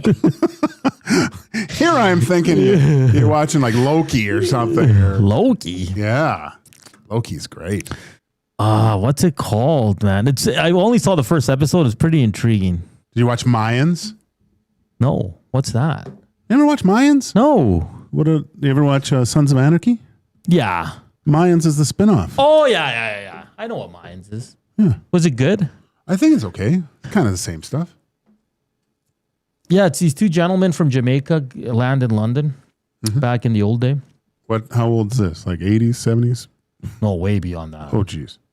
And then they're trying to and then they find this bar and it's boxing, bare knuckle boxing. And there's a guy that no one can beat. And the first episode's end with one of the gentlemen from Jamaica is going to fight him. He's probably going to beat him. All right. I wish I could remember the name. It's a true story here. You know what? Probably is. You don't watch anything else. I think it is. What's it called? Does anyone know what I'm talking about? Probably not. Jeez, man. Is it even on Disney? Yeah. You sure? Is it on Disney or Paramount? I don't think it's on Disney. Yes. I can't remember the name. How do you not? Who's in it? No idea. Oh, the guy from Snatch. Buddy Statham's little buddy. Okay. Yeah, he's the box. He's the badass. Oh, yeah. I think you might be right. He's God, I can't believe you watch that thing. I fly by that all the time. Well, you know what? I had nothing to watch, and I was like, I'm just going to watch the first episode. And it was pretty entertaining. It's 1,000 blows. It's called. Okay, yeah. Thanks, Max. I started the next season of The Night Manager. Okay. It's good. Should I start that instead? I think you should. Okay. What's that on? I think it's on Prime. Okay, I have Prime. It's 1,000 blows. It's all right from Casino Dealership. Well, that doesn't want me. I don't know if I want to keep watching it. But sometimes those shows are good because you have them all in a row, right? Yeah. I like Fallout. I think it's pretty good. I like the next season. I've only been a couple episodes in, but it's good. I was telling you I've never watched an episode of South Park. It's all on Paramount. Yeah. Yeah. It's so funny. Did I watch it? Yeah, just watch the first season. Watch it. Yeah. Yeah. It's very vulgar. Yeah, I know. It's hilarious. Cartman? Is that oh my gosh.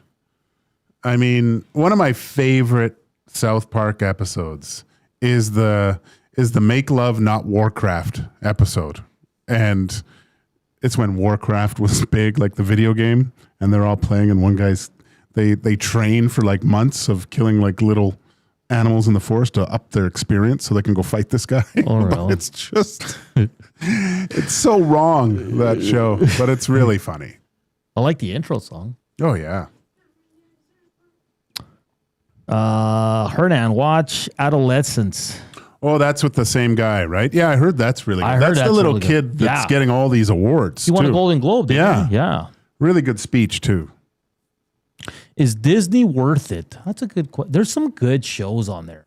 Yeah, it's I don't know tough. if it's worth it. I love if you like superhero stuff, it's a must because it all comes to there if you want to rewatch it and things like that. Watch some Grogu. I saw one of the most gangster shows on Disney, Snowfall.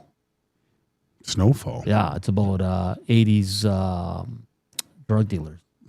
It's on Disney. Really? Yeah. I was thinking about that the other day, like all your anxiety-driven TV shows. You would love The Pit. Well, maybe not. It's the hospital show or whatnot. No, I don't like hospital shows. Oh, fair. I don't like them either. Yeah. Well, it's got an interesting idea for it. It's like the 24 of the hospital, right? It's like in real time kind of. Yeah, like one episode is 1 hour in the day, and then the entire first season is all just. I just one want day. more stuff like Succession. Like what was the other one with the redhead about stocks and stuff? Like I like those kind of shows. Jasmine says I need to start Snowfall. Only heard great things. It is fantastic. One of the best endings I've ever watched. Absolutely. I love like CIA stuff, like Homeland, stuff like that. Well, you'd like The Night Manager. Okay. I'm gonna dig into that tonight. Yeah. We gotta get out of here though. Reed Wilkins is gonna kick our butts.